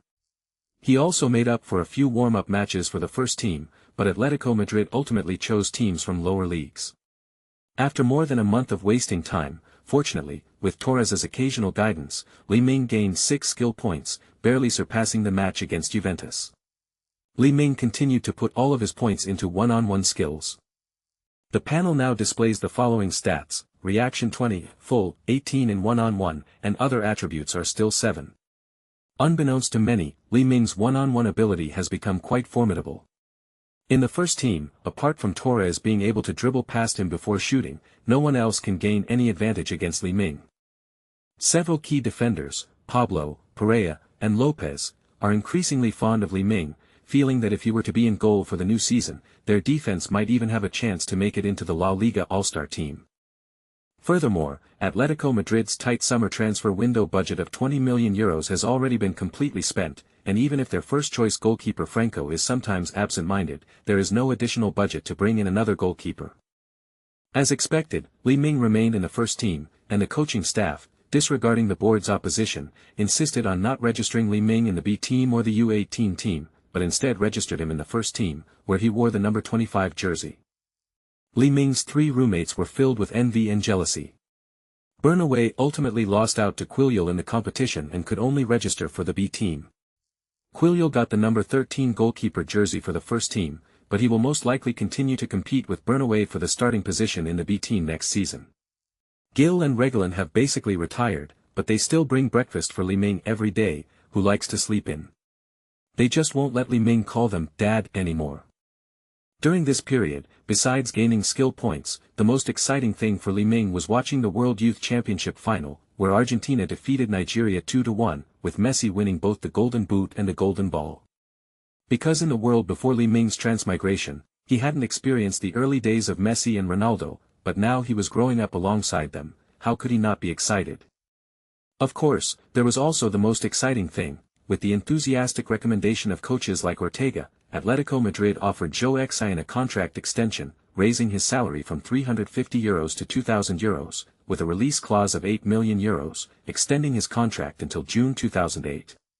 In addition, he received an extra €700 in appearance fees and an €850 bonus for each clean sheet. Although Li Ming's weekly wage is still very low, he has become the second highest paid goalkeeper in Atletico Madrid after Franco, earning more than double or triple that of Bernabeu, Cuellar, and others. This once again proves that Atletico Madrid can only be considered a near-elite club at this point. Despite seemingly making frequent signings every year, they are actually quite frugal. Coach Ortega was particularly happy and kept urging Li Ming to treat him to meals. Li Ming would just smile and say, "Boss Ortega, I'll treat you to a meal once we make it into the Champions League this season."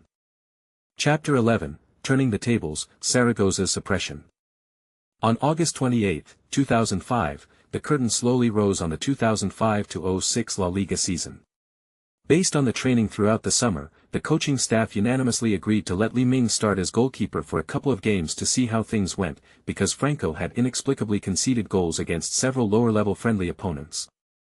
In the first round of La Liga, Atletico Madrid hosted Zaragoza at Calderón. Franco sat on the bench, watching helplessly as Li Ming guarded the goal. Zaragoza fielded a central line of Sanchez Cesar, Milito, Savio, Everton, and Diego Milito. Atletico Madrid fielded their strongest lineup, maintaining their 4-4-2 formation with a midfield diamond. Goalkeeper, Li Ming. Defenders, Lopez, Pablo, Perea, Velasco. Midfielders, Petrov, Luxem, Maxi, Galletti. Forwards, Torres, Kezman. When the stadium DJ introduced the home team's starting lineup, the first name he mentioned was Li Ming, number 25. Making his league debut. The young goalkeeper from the Atletico Madrid Youth Academy, Li Ming. The summer evening breeze at 7 p.m. caressed Li Ming's face. Amidst the cheers of nearly 50,000 spectators at the Calderón Stadium, he was in high spirits, and this feeling was somewhat intoxicating. He knew the situation at Zaragoza inside and out.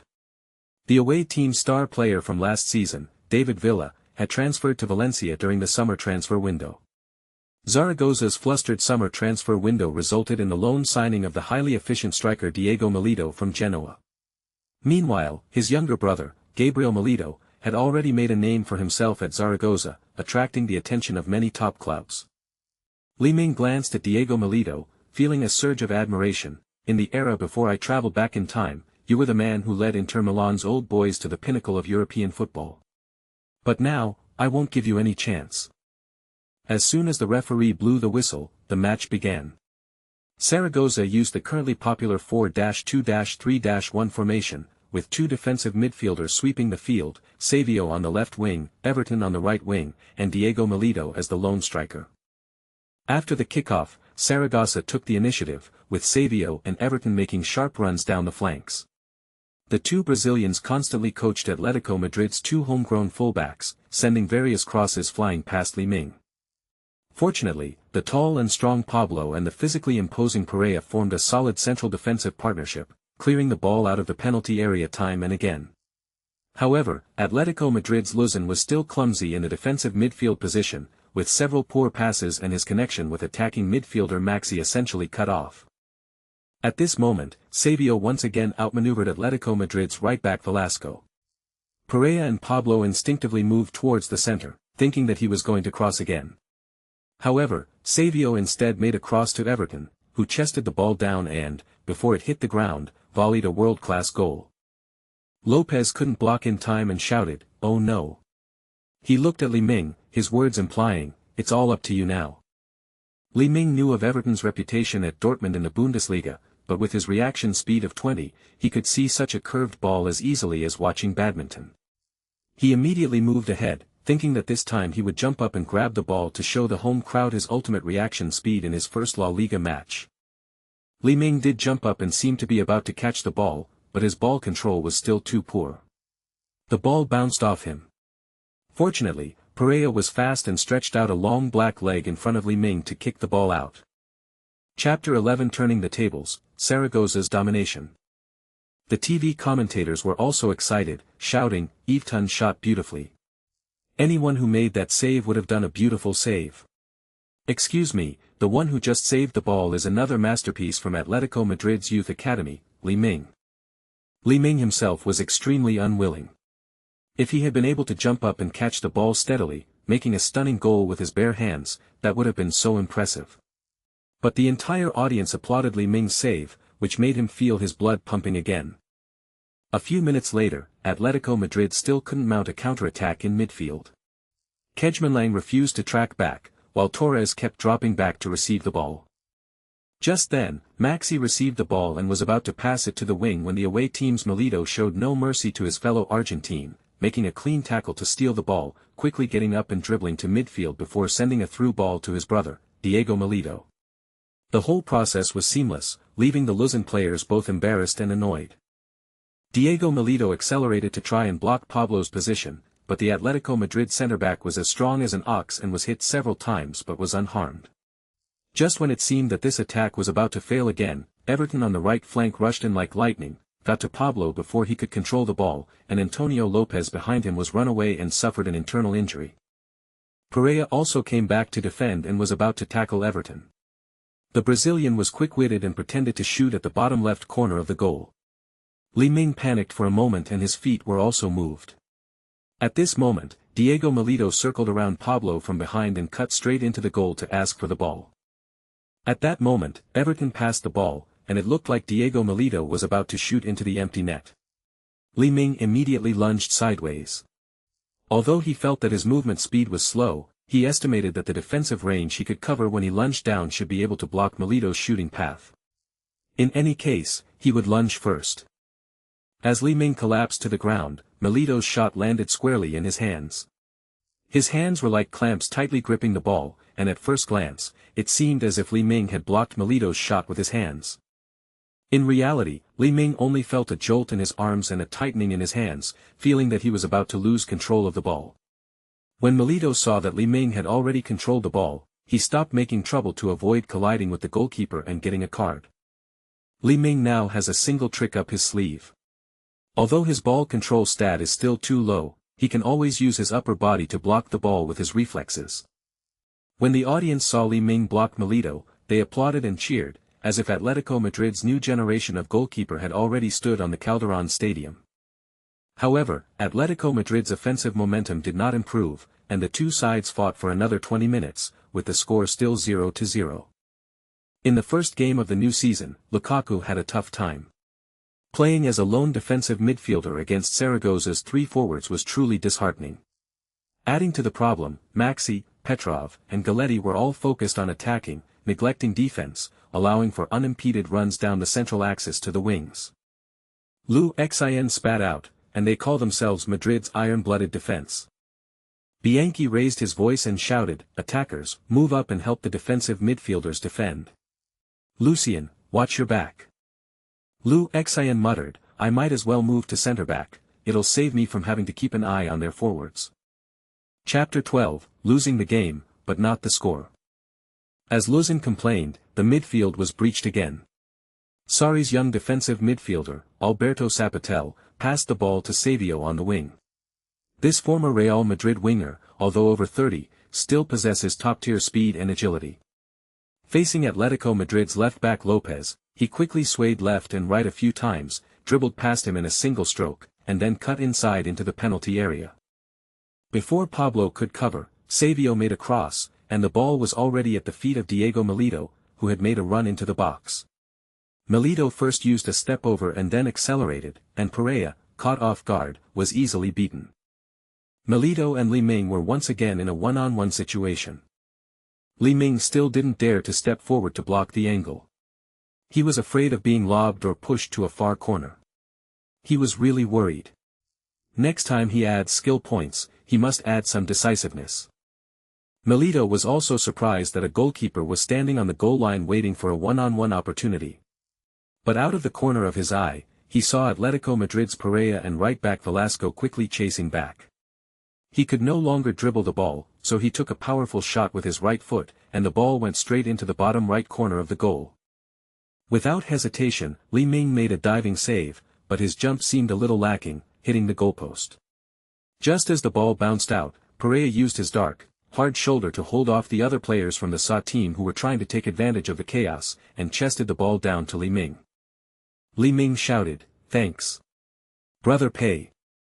At this moment, Li Ming saw Torres raising his hand to ask for the ball near the midfield. However, he thought that his accuracy was terrible whether he threw the ball or kicked it long. But if he didn't launch a quick counterattack, wouldn't he be wasting Torres' trust in him?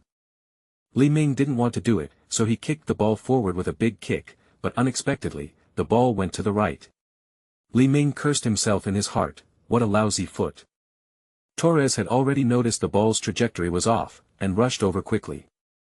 Before the ball went out of bounds, he stretched out his long leg, controlled the ball, and passed it directly to Maxi. Seeing a rare opportunity to attack, Maxi took a couple of steps and made a through pass to Kezman. At that moment, Torres also rushed into the penalty area, and Milito and others were busy marking Kezman, leaving Torres completely unmarked. Golden Boy raised his hand to signal Kezman to pass the ball, but the Serbian striker was eager to score and took a powerful shot. The Serbian goalkeeper Caesar dived to save the ball, but it bounced off his hands. A flash of gold appeared in the penalty area. Torres had squeezed past several defenders to win the second ball. Milito tried to make a flying tackle, but it was too late. Torres deftly slotted the ball into the net. 1-0. Atletico Madrid takes the lead. The Atletico Madrid coaching staff and substitutes were already celebrating. Torres was extremely excited about scoring his first goal of the season for Atletico Madrid, and he slid on his knees to celebrate. The TV commentators got excited, shouting, from their extreme defense in the backfield to their efficient counterattacks, Atletico Madrid did it. They are still the resilient Atletico Madrid. The moment Torres scored his first goal of the season, Calderón erupted in celebration. Tens of thousands of fans chanted Torres's name. This man was their son, their captain, and their hero. Li Ming was also extremely excited and turned around to applaud the fans behind him, but when he saw the color of the fans' jerseys, he immediately felt something was wrong. It turned out that the area behind him was the away team's fan section. The Saragossa fans were not polite to Li Ming either, with snorts and middle fingers intertwined. Chapter 12. Losing the game, but not the score. Before long, the first half ended amidst a midfield battle. Franco generously congratulated Li Ming on his performance. In the locker room, Bianchi was berating the two wingers, Petrov and Galletti, their faces turning ashen, nodding repeatedly and saying, "Boss, you're right." But inwardly they were cursing, "If you're so good, you play." After a short break at halftime, the second half resumed. Saragossa's attack was more intense, with Everton and Savio both pushing up to the front line, giving Atletico Madrid's two fullbacks extra playing time, leaving Diego Milito in the middle. After a fierce battle, the game remained relatively calm. 15 minutes into the second half, on Atletico Madrid's right flank, Velasco was once again outmaneuvered by Savio, prompting him to swear. Galletti, who had been coached in midfield, was much more cooperative this time, dropping back to help defend, but Savio tackled him and sent him sprawling to the ground. Suddenly, Atletico Madrid's right flank was wide open. Perea, seeing this, pressed Savio, but Savio used a step over to shift slightly to the left and delivered a through ball, which Diego Milito arrived in time to leave Pablo 2 strides ahead. Another half breakaway. Despite his internal struggle, Li Ming still moved forward to block. Milito swung his pendulum twice, about to dribble past the goalkeeper. Unexpectedly, Li Ming made a low diving tackle, lunging forward and stealing the ball directly from Milito's feet with both hands. Milito couldn't stop, tripped over Li Ming, and fell in the penalty area. Diego Milito sat on the ground with his arms outstretched, wanting a penalty, but the referee was unmoved, signaling for the game to continue, and yelled, "Goalkeeper, control the ball first, what kind of penalty do you want?" At that moment, Li Ming stood up with the ball in his arms, and the Atletico Madrid fans behind him applauded and shouted, "A divine puck." Li Ming didn't dare to be careless. He gave Lopez a wink, and Atletico Madrid's left-back understood immediately and ran over to help Li Ming kick off the game. Lopez didn't dribble the ball because the Zaragoz's attacking line was pressing hard. He launched a long ball forward to Torres, where Milito and Torres clashed for the header, while defensive midfielder Sabadell was positioned to receive the second ball. Torres, with his powerful header, easily won the header against the much shorter Milito and passed it to the slightly deeper Marxi. Marxi easily blocked Sabadell's position, feinted, and before the young Zaragoza defensive midfielder could react, Marxi had already turned and dribbled directly towards the penalty area. Kezman quickly started his run, but Maxi didn't intend to pass to him, instead dribbling on his own. Atletico Madrid's other centre-back, Alvaro, wasn't going to tolerate this and launched a powerful tackle, sending Maxi and the ball flying into the air. After a brief thud on the ground, Atletico Madrid players immediately surrounded Alvaro and began berating him. The referee blew his whistle, and Arroyo received a yellow card. Atletico Madrid won a free kick in a very good position just outside the penalty area. All the Atletico Madrid players crowded around, eager to try, while Bianchi shouted from the sidelines, "According to my tactics, Maxi, you go and take the penalty." Petrov was unhappy, grabbed the ball, and gestured that he wanted a penalty. The referee, also impatient, quickly formed a wall of players and blew his whistle. Both Maxi and Petrov stood in front of the ball. Petrov ignored everyone else, took a run up, and shot. His shot, with a near-perfect arc, circled the wall and went straight into the top left corner of the goal. The Saragossa goalkeeper stood there, completely unprepared. Petrov asked Maxi, "Isn't my free kick amazing?" Maxi, "Awesome." After saying that, the two of them hugged and celebrated with their teammates. 2-0. Atletico Madrid leads at home. Chapter 13 Effortless Control. Head coach Bianchi was initially grumbling on the sidelines, but when he saw Petrov score directly from a free kick, he started dancing and celebrating wildly. Saragossa made the first change, with right winger Connie replacing attacking midfielder Javier Osca. Li Ming glanced at the opposing attacking line, they were almost parallel, pressing towards his goal. Everton and Diego Milito were positioned even more centrally. Li Ming thought, "We're already 2 goals behind, are we going to have to bring on 4 forwards to try and win?" Sure enough, the team changed their formation to 4-2-4, wanting to make one last push in the last 20 minutes. Lopez and Velasco, already exhausted from being coached, were further worn down by the dribbling. Lucen could only return to the penalty area to mark Everton. Savio once again dribbled past Velasco, delivered a cross, and Diego Milito, shaking off Perea, leaped to head the ball. The momentum and power were like a rainbow piercing the sun. But even with Li Ming's superb reaction time, it wasn't that fast. He immediately flipped over and punched the ball away. Pablo followed up and was about to clear the ball with a long kick, but he misjudged the force and the ball hit Lucen, who was also coming back to defend, squarely on the head. Lucenten felt a sudden darkness before his eyes, swayed twice, and prepared to fight again, only to find that Eto'o, whom he was guarding, had already rushed out from behind, seized the landing point, and delivered a powerful shot right there.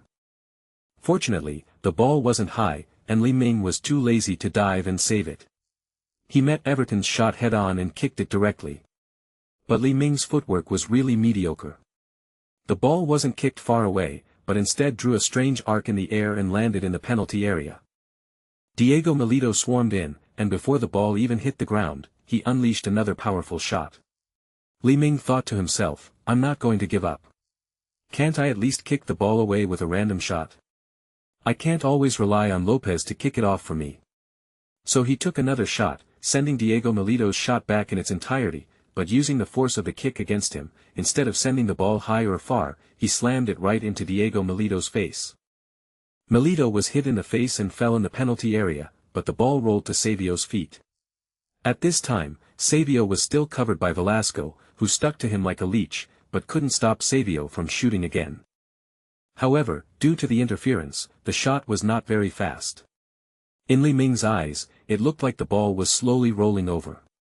He bent down and picked it up. The entire audience gasped in amazement. What an amazing goalkeeper! Although his passing needs improvement, he is capable of keeping the goal intact. The TV commentator exclaimed, "My God! No matter how Saragossa shoots, they can't break through Atletico Madrid's defense. Let's remember this young Atletico Madrid Youth Academy goalkeeper, what's his name again? Sorry, it's number 25, Li Ming. Dutch nationality." In the 35th minute of the second half, Atletico Madrid also made substitutions. Galletti was replaced by Francisco Molinero, a young right-back who came from Atletico Madrid's youth academy. Kezman, who had been ineffective throughout the game, was replaced by Argentine midfielder Ibagaza. Luzon also dropped further back on the field. At this point, Atletico Madrid's lineup had almost become a 6-3-1 defensive formation, with Torres leading the attack. With Li Ming making crucial saves and Atletico Madrid's defense being reinforced, Saragossa lacked the energy to launch a full-scale attack. The Saragossa players were almost completely bewildered, simply thinking that their goalkeeper was incredibly lucky today. Atletico Madrid, however, were relentless in their dominance. Substitute Ibagaza was furious, thinking that he had been playing in La Liga for almost 6 or 7 years and now he could only play as a substitute. He was told that if he didn't show off his skills, the coaches really thought he was a noob. Ibagaza received the ball, executed a Marseille turn, and squeezed between Saragossa's 2 defensive midfielders before delivering a precise through ball to Petrov. While opinions may differ on Ibagaza's technical skill, his short stature and stable physique make him adept at finding gaps in the opponent's defense and poking the ball in. Chapter 13 Easy to handle. Petrov accelerated at full speed, speeding down the left flank into the Zaragoza penalty area, drawing the attention of players like Milito, while the others focused on Torres, leaving Maxi completely unmarked. Petrov made a slight adjustment to his foot and delivered a cross with the outside of his foot. Torres cleverly let the ball pass, and it fell to Maxi's feet. The latter then pushed the ball into the bottom right corner of the goal. Petrov returned the favor by winning the free kick, and the Atletico Madrid players gathered together again to celebrate wildly. As for Petrov's reluctance to track back in the first half, everyone had put it out of their minds. 3-0. Atletico Madrid leads at home. Atletico Madrid played a defensive counter-attacking style throughout the game, but easily secured the final score. The ultimate in understated success can lead to spectacular surprises. Torres even excitedly imagined that the team had a chance to qualify for the Champions League this season. With less than 10 minutes remaining, both teams had used all their substitutions, and Atletico Madrid's Gabi came on to experience the home atmosphere of a top-flight match. Zaragoza's attack stalled, and with the referee's 2 short and 1 long whistle, the match ended. The stadium DJ played the Atletico Madrid anthem at Calderón Stadium, and the powerful music, accompanied by the singing of tens of thousands of fans, made the whole of Madrid seem to vibrate with excitement. Li Ming stood in front of the goal, the night breeze brushing against his face once more. He stood with his hands on his hips, as if he were the master of Calderón. At least the master of the goal. Just then, the system voice in your mind rang out, "Congratulations on completing your first league match. Today, your opponent's attacking group is rated B, classic and practical, but their main attacking player is rated A, dominating. Your performance is rated, suppressing the opponent, and you will gain 3 skill points for this match. Goodbye." Li Ming thought he could finally crush his opponent today, but he was still being suppressed. Never mind, he had 3 skill points. He would use 2 to max out his one-on-one skills and put the remaining point into decision. This is what the panel in front of him shows: reaction 20, maxed, one-on-one 20, maxed, decision 8, 7 plus 1, and all other values are still 7. Li Ming thought to himself, "I must play more games and become strong enough to not fear any of the La Liga giants." At this moment, Torres ran over, put his arm around Li Ming's shoulder, and laughed. "What are you standing here for? Go line up and thank the audience." Li Ming, however, was still eager to learn more. "If I had the chance to train with more outstanding forwards like you, maybe my goalkeeping skills could be improved even further." Torres paused for a moment. "If you want to find more good strikers, wait for my call the day after tomorrow morning." After saying that, Torres winked at Li Ming. Li Ming nodded repeatedly, full of anticipation. Chapter 14, going to be a sparring partner for the Spanish national team. The following day, because Li Ming had participated in the competition the night before, he only had to run a few laps around the training field with Ortega in the evening, and there were no other training tasks. Li Ming, however, was eagerly anticipating the next day. Another day passed. At 6 a.m., Li Ming was still half asleep in his dorm bed, his mind still replaying the battle against Zaragoza the day before, dreaming sweetly. Suddenly, his beloved Motorola V3 phone rang. When he answered, Torres said on the phone, "Hurry up and get ready to come downstairs, my car is downstairs." Li Ming immediately snapped out of his daze and shouted, "Okay, brother Eto'o. Wait for me for 5 minutes." The other roommates, knowing it was Torres calling, were filled with envy, jealousy, and resentment. Bernavi thought to himself, "Wow, Li Ming has suddenly risen to power, like a carp leaping over the Dragon Gate." After quickly washing up, Li Ming excitedly went downstairs and rolled into the passenger seat of the Torres Q7. He was surprised that the team star player was up so early, and he didn't seem tired at all. Torres said, "On September 3rd, which is next Saturday, our national team will play a friendly match against Canada at home. The following Wednesday, September 7th, we will play Serbia and Montenegro at home. However, that match is more important, it is a World Cup European qualifier." Li Ming asked in confusion, "If it's a national team competition, then where are you taking me?" Torres laughed and said, "I'll take you to the Spanish national team training camp. Didn't you want to find more good strikers? There will be plenty there. I've already spoken to the Atletico Madrid coaching staff and my old mentor. You can be their sparring partner during the national team season. After all, the second round of La Liga isn't until September 11th. Li Ming's eyes lit up as he listened, his blood boiling, and he asked again, "Who is this old mentor you're talking about?" Torres solemnly declared, "Our national team coach, Aragonés." Li Ming recalled that Aragonés was a legend at Atletico Madrid, and all the top youth players in the team today were trained by him. Li Ming, so where is your national team's training camp and home stadium this time? At this point, Torres sighed and said, "This training session is at Real Madrid Stadium, and the home stadium is at the Bernabeu." Fortunately, the Atletico Madrid training ground is not too far from the Real Madrid Stadium. Before long, Torres' car drove into the Real Madrid Stadium. Although Atletico Madrid and Real Madrid are fierce rivals from the same city, Atletico Madrid's level in recent years has not been good enough for Real Madrid. Real Madrid has only 2 goals, to beat Barcelona domestically and to relive their Champions League glory abroad. However, almost all the fans in Madrid City dislike Torres. Early in the morning, a large number of fans wearing Spanish national team jerseys gathered outside the Real Madrid Stadium. When they saw Torres driving the car, they cheered and shouted. If there were no security guards to stop them, these fans would have been pressed against the car door. Many of these people were wearing Real Madrid white jerseys underneath their national team jerseys, and they had just booed Puyol and Xavi, who had come from afar to report for duty. After Torres parked the car, he led Li Ming into an office in the training ground. An elderly man, about the same height as Li Ming, with a long face and white hair, and eyes filled with vicissitudes and wisdom, asked Torres, "Is this the genius you mentioned, the one who came out of Atletico Madrid's youth training program?" Chapter 14, Serving as a sparring partner for the Spanish national team. Torres nodded very firmly, "Yes, teacher." His reaction speed surpasses that of any goalkeeper of his age that I can recall. Li Ming recognized him as Luis Aragonés, the Atletico Madrid legend and godfather of tiki-taka football. At this time, he was nearly 70 years old, but he was still doing his best to revive Spanish football. Aragonés nodded. Since it was his protégé Torres who recommended him, and he looked like a young upstart, there was nothing wrong with him becoming a sparring partner at the Dang Dang training camp.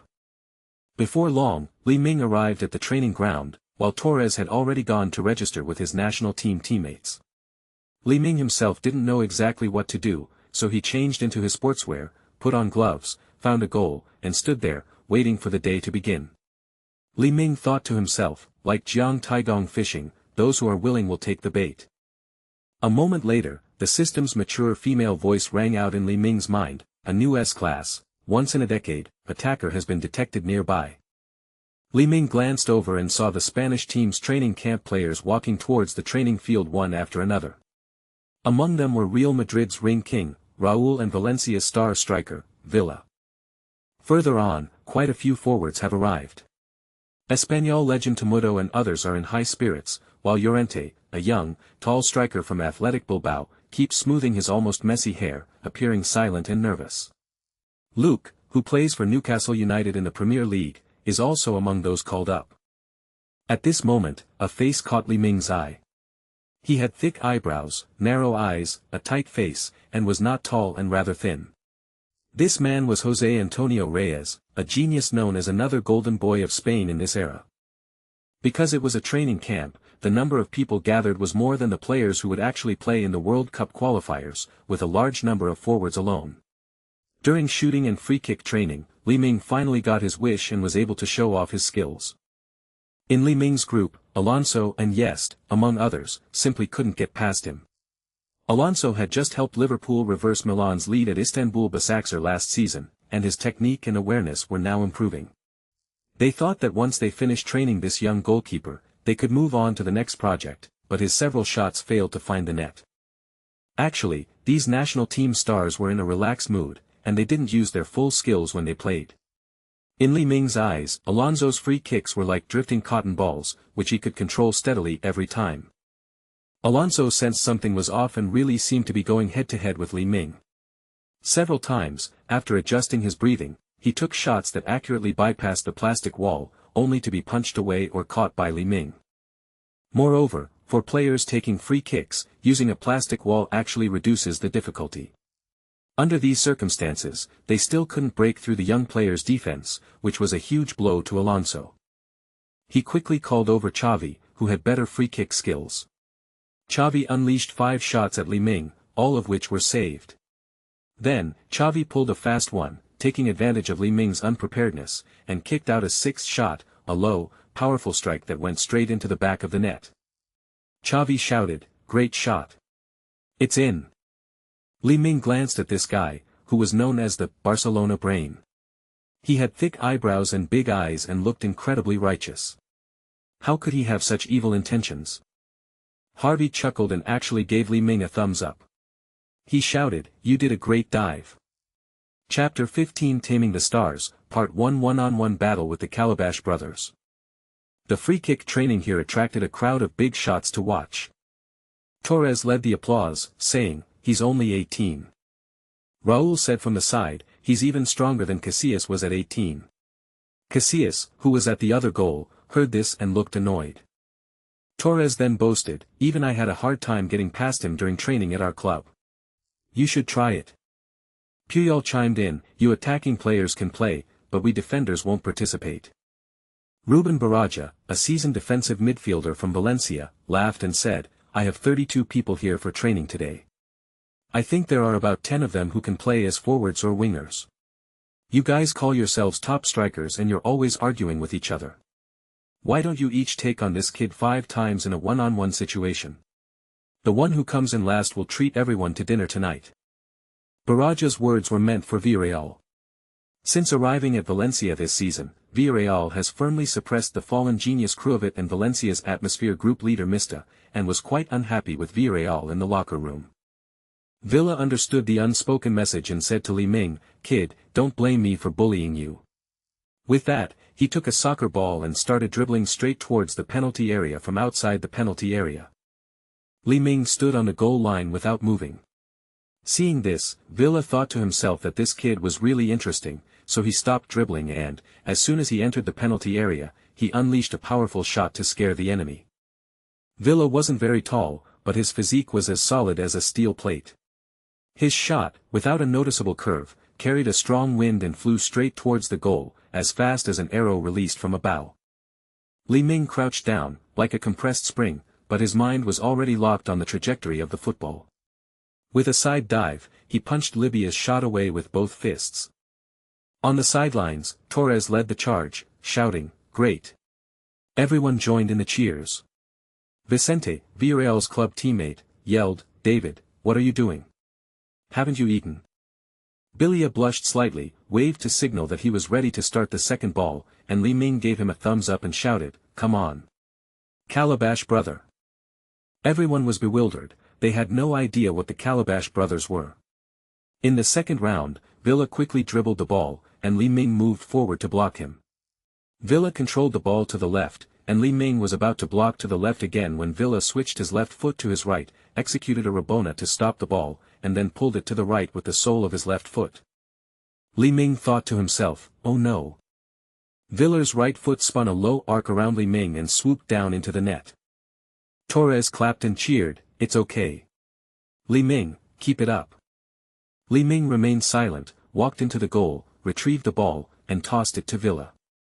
Puyol then took on the role of referee, shouting, 1-1. Start the third goal. Villa did the same thing again, dribbling the ball to the vicinity of the penalty spot and starting to do bicycle kicks, with the ball constantly changing shape under his feet. Li Ming quickly moved forward to block the shot. When Villa saw that the kid was about to take the bait again, he leaned to the right and tried to take the ball away. Li Ming pretended that he had been tricked by Villa. When Villa tried to move the ball to the left, Li Ming used a simple trick and snatched the ball from Villa's feet with both hands. Chapter 15 Taming the Stars, Part 1 One-on-one battle with the Calabash brothers. Villa wanted to kick the ball again, but when he saw that the ball was already tightly held in Li Ming's arms, he was speechless and could only stand there with his arms crossed. On the sidelines, the star players exclaimed, "Good steal," and "Villa, you should go back and practice some more." Puyol shouted, 2-1, Li Ming is in the lead, let's start the fourth goal. Villa was quite surprised. He thought back to when he was training at Valencia, he had made Canizares and Mora curse him out. How come he couldn't even pass this Atletico Madrid kid today? Villa switched to high-speed dribbling this time. His eyes were sharp and calm as he planned to use his speed to get ahead first, and then Seeing how fast Villa was dribbling, Li Ming quickly rushed to block him. By then, the ball was already a blur under Hulua's feet. Li Ming vaguely sensed that Villa's left leg slightly bent and his right foot arched, and thought, so that's how it is. In fact, with his reaction speed at 20, Li Ming could see every subtle movement of the striker clearly. In addition, his one-on-one ability was now at the maximum level of 20. Li Ming could already tell that Villarreal was about to use the instep of his right foot to chip the bottom of the ball and create a high-arc lob shot. Li Ming deliberately leaned towards Bilia's left leg. Hulua saw this and thought to himself, this kid is still a bit green. He then unleashed a lob shot with his right foot. Li Ming gave Villa a sly smile, then lunged straight at Hulua's right side, forcefully catching the shot before it had even fully gained momentum. The stars on the sidelines cheered in unison. Torres was especially excited, raising his arms and shouting, so strong. Atletico Madrid's goalkeeper is just too strong. Real Madrid's Casillas and Liverpool's Reina also squeezed over to watch the excitement, but after hearing Torres' shout, they both looked annoyed and decided it was better not to join in. Puyol shouted again, 3-1, Villa, you can give up, really, it's nothing, because I probably can't even get through this guy. Bilia smiled slightly, opened his palm, signaling to start the fifth ball. Li Ming gave him a thumbs up and tossed the ball to him again. After receiving the ball, Villa dribbled at high speed again. Seeing Li Ming closing in, he began to use a pendulum dribble. However, Villa's speed decreased, and he was still somewhat inferior to Ronaldo's pendulum dribble. At this moment, Li Ming had no idea which direction Villa was going to break through. He only saw Villa flick his toe, sending the ball skimming the ground straight into Li Ming's groin. It has to be said that Li Ming, with his full reaction time, didn't even need to make any judgment. Subconsciously, he sat down in a duck squat, but the ball hit his groin directly. Li Ming squeezed his legs together, and a vague pain in his testicles still spread throughout his body. However, the football was firmly trapped by Li Ming. Li Ming was so frustrated that he couldn't get up. He gave Villa a thumbs up. He never expected that the Calabash brothers could still kick a decent shot while in pendulum mode. He was truly worthy of being the #1 scorer in the history of the Spanish national team in the era before he traveled back in time. At this moment, when the star players saw Li Ming squatting like a duck with the ball between his legs, several of them, oblivious to the danger, started whistling. Puyol then shouted, 4-1, Li Ming wins. Villa first shook his head, looking very regretful, but then very generously stepped forward to help Li Ming up. The crowd on the sidelines applauded and cheered, celebrating the victory of this unknown player. Chapter 16 Taming the Stars, Part 2 The Winger's Obsession. At this moment, however, someone was unwilling to let Li Ming go. Vicente, a teammate of Villarreal's, stepped forward, young man, let me spar with you. Torres stepped forward and said with a smile, let him rest for a while. It's not an easy task to fight Villa for 5 rounds. Vicente, however, showed no mercy to Torres and asked Li Ming, who was behind the golden boy, kid, are you scared? Li Ming was still in pain and felt weak all over, but he still said stubbornly, it's okay, you can come. It would be best to call Joaquin along. Meanwhile, the veteran coach Aragonés had been standing on the sidelines silently watching everything unfold. Upon hearing Li Ming's words, he was taken aback. This young lad, does he really look down on the Spanish winger? After Spain's defeat in the group stage of the 2004 European Championship, the veteran coach took over the national team and his philosophy of abandoning reliance on traditional wingers became increasingly profound. However, when Vicente and Joaquin heard this, they immediately wanted to rush up and beat Li Ming, but because Torres protected him, the wingers dared not vent their anger. Li Ming, however, was fearless and shouted, come on, Vincent, everyone's in a hurry. Vincent really didn't like this arrogant kid, so he took a ball and said, I'll go first. Just as Torres was about to decline again, Li Ming smiled and said, no problem. Puyol, never one to shy away from trouble, quickly cleared the others away and shouted, Vicente versus Li Ming, begin. On the first goal, Vicente tried to change direction to get past Li Ming, but failed and the ball was directly blocked, making it 0-1. For the second goal, Vicente used some fancy footwork, but Li Ming was right there to defend him, and his shot hit Li Ming's body, making it 0-2. For the third goal, Vicente tried to dribble past Li Ming on the edge of the 6-yard box. Although he seemed to have gotten rid of Li Ming, his shot went wide of the post and out of bounds, making it 0-3. Vicente felt sweat pouring down his forehead, feeling incredibly embarrassed in front of his national team teammates. But driven by his intense love and desire to conquer the game, he launched his fourth attack. He unleashed a powerful shot as soon as he entered the penalty area, which flew out of bounds. 0-4. Puyol and the other defensive players joked, forget it, let's just treat them to dinner tonight. Vicente, unwilling to give up, wiped the sweat from his brow, dribbled the ball back slightly, and launched a quick attack, not heading towards the central penalty area, but instead running towards the left. Li Ming was completely bewildered, wondering what this guy was up to. But he remained calm and prepared, thinking that Vicente wouldn't just take a shot from a 0-degree angle off the byline. Off the field, wingers like Joaquin understand Vicente.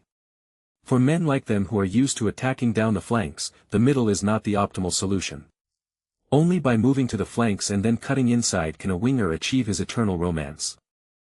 That sudden stop and change of direction, a challenge to both technique and awareness.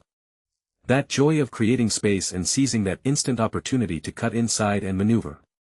That exhilarating feeling of not needing a cross, but letting yourself finish the attack with a shot. Yes, this speed, agility, and breakthrough ability that exists outside of tactical systems is something only traditional wingers can truly appreciate. At this moment, Vicente is also in that intense fighting spirit. He suddenly stopped and began cutting inside from the edge of the penalty area. He controlled the ball with his left foot and unleashed a rapid, arcing shot with his right. So fast. The last time I saw a ball this fast was in a training match against Juventus, when Nedved blasted it. Li Ming stretched his body and lunged towards the limit of the football. That's it. Li Ming felt his fingers had poked the ball, but ultimately his jump was a little lacking, and he couldn't completely punch the ball away. There was a bang. The football hit the bottom edge of the goalpost and bounced off the goal line. Li Ming quickly stood up and grabbed the ball. Before Puyol could even speak, Ruben Baraja shouted, "The ball has crossed the goal line." 1-4. Li Ming immediately protested, yelling, "The ball hasn't crossed the line. I saw it clearly." Chapter 16 Taming the Stars, Part 2 The Winger's Obsession. Baraja laughed and said, "We've all checked and approved it, so you don't need to worry about it." David Alberta also spoke up, "So what if it crossed the goal line? It's no big deal." After a brief discussion, Puyol and Torres shouted, "The ball has crossed the goal line. The final score is 1-4. Immediately, the Valencia players booed. Torres stepped forward, put his arm around Li Ming's shoulder, and said, "Valencia is a major supplier of players to the national team, so we don't need to lower ourselves to their level." Li Ming looked bewildered. Torres pointed to a group of Valencia players on the sidelines and whispered, "Look, from goalkeeper Canizares, centre-back Marchena, defensive midfielders Alberta and Baraja, striker David Villa, and the 2 national youth team lads who came to train with us, I can't even name them all yet. Anyway, there are a lot of them, more than Real Madrid's players." Li Ming looked closely through the crowd and saw that the 2 young men from the national youth team that Torres mentioned were indeed David Silva and Albiol. Li Ming murmured, "Valencia really produces talented players. I'm really looking forward to playing against them in the league." Torres laughed and nudged Li Ming, "See, even Atletico Madrid has produced a goalkeeper." At that moment, Vicente ran up and shouted, "Guys, everyone, actually that ball didn't cross the line. I was close enough to prove it." The Valencians were all speechless, feeling utterly humiliated, except for Bilia, who gave him a thumbs up. Puyol, ever quick-witted, immediately changed the verdict, "All right, teammates, as I have decided, the final score is 0.5-4.5. No objections, that's settled." At this moment, Casillas also hurriedly stepped forward and said, "I support Pluto's ruling." The 2 men locked eyes. Although Real Madrid and Barcelona are bitter rivals, Casillas clearly had a good impression of Puyol. Puyol looked bewildered, while Raúl, standing beside him, was equally confused, wondering what was going on between the 2. Other bigwigs off the field also nodded in agreement, "So let's make it 0.5-4.5, because everyone knows in their hearts that scoring only half a goal is a disgrace to Valencia." Vicente generously gave Li Ming a tight hug before leaving the field. At this moment, a group of people in the stand started chanting, "Raúl. Raúl. Li Ming knew in his heart that the S-class attackers mentioned by the system earlier should be Bilia and Raúl. If he could spar with Raúl, that would be excellent. Raúl looked humble and did not go down to the field. However, Spanish legend Raúl Temudo and Fernando Llorente, a product of Bilbao's youth academy, had already left the field. At that moment, Aragonés shouted, "Gentlemen, hurry up. We still have training to do." Commander Li Ming gave a thumbs up, very fast. Sure enough, Temudo and Llorente both chose to give up when the score was 0-3. Puyol, of course, wouldn't let his archrival from Catalonia, Temudo of Espanyol, off the hook, and loudly announced, "Today's shooting contest is over. Based on the overall scores, Temudo is treating us to dinner tonight." The Spanish people cheered in unison. Chapter 17, A Conversation with the Commander, Giving Directions and Strategizing. P.S. Many readers said this chapter is very difficult to read, so please just skip to the next chapter. I'm so grateful to everyone. TT. August 20th, 2023. P.S. Looking back now, this chapter was indeed incongruous and a typical example of sentimentality. I apologize again to everyone. I will replace this chapter after I finish writing about the 2006 World Cup, as there will be more descriptions of the matches thereafter. Thank you all. After the national team's formal training began, Aragonés beckoned to Li Ming and said, "Young man, let's talk in private." Upon hearing this, Li Ming hurried over to the old marshal, only to find that Aragonés led him to a reception room where the old marshal actually started making tea for the young man. "Ah," Shuai said slowly, "judging from your face, you must be from the East. Easterners enjoy drinking tea. Although I don't know much about tea ceremony and don't have any good tea leaves, I think you are really special. Perhaps we should have a good chat." After saying that, Shuai skillfully set up a very simple tea set. Li Ming could tell he was brewing black tea. "Sir, you don't need to be so polite. Whatever you want to know, I'll tell you." Shuai handed a cup of tea to Li Ming, who was so startled that he quickly stood up and took it with both hands. Shuai, when you were playing the game with them just now, you didn't even look at those wingers properly. Tell me your thoughts." Li Ming put down his tea and, relying on his experience accumulated before his transmigration, said seriously, "I remember during the 2004 European Championship, Spain still used the traditional 4-4-2 formation with breakthroughs on both wings and a fast counter-attacking style." Shuai nodded. "Then, what do you think is the problem?" Li Ming, "I think the center-forward's threat in the middle is too small." Shuai, "You mean Raúl?" Li Ming, "As a junior, how can I be qualified to comment on Real Madrid's greatest number 7 in history? Adelman, his speed is much worse now than it was 5 years ago, and he's in a dilemma at Real Madrid, unsure of which path to take. Perhaps it's time for us to give up on him." Li Ming, however, still wanted to speak up for Raúl. "Sir, Real Madrid's situation actually has little to do with Raúl. After Mackler left, their front and back lines were basically disconnected, and they also handled things very poorly from both a competitive and non-competitive perspective." Shuai laughed heartily. "Tell me about it." Li Ming, "From a competitive standpoint, Real Madrid should have let Raúl compete with Ronaldo, Owen, and Morientes for a starting position in the first 2 years. However, out of respect for Raúl, they forced him to play as an attacking midfielder, and even further back, completely negating Raúl's technical advantages. Shuai, doesn't that further illustrate his awkward position at Real Madrid?"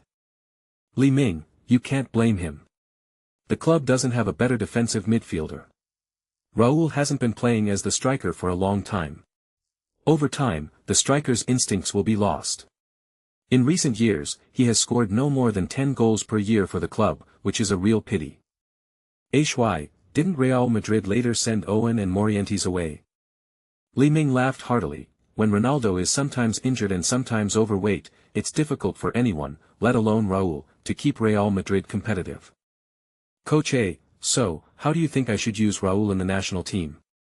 Li Ming, "Although Raúl's skills are still top-notch and his marksmanship is still first-rate, his slightly weaker speed and agility make it difficult to carry out a quick counterattack, and—" Li Ming paused, then asked, "You won't be angry that I'm evaluating your team members like this, will you?"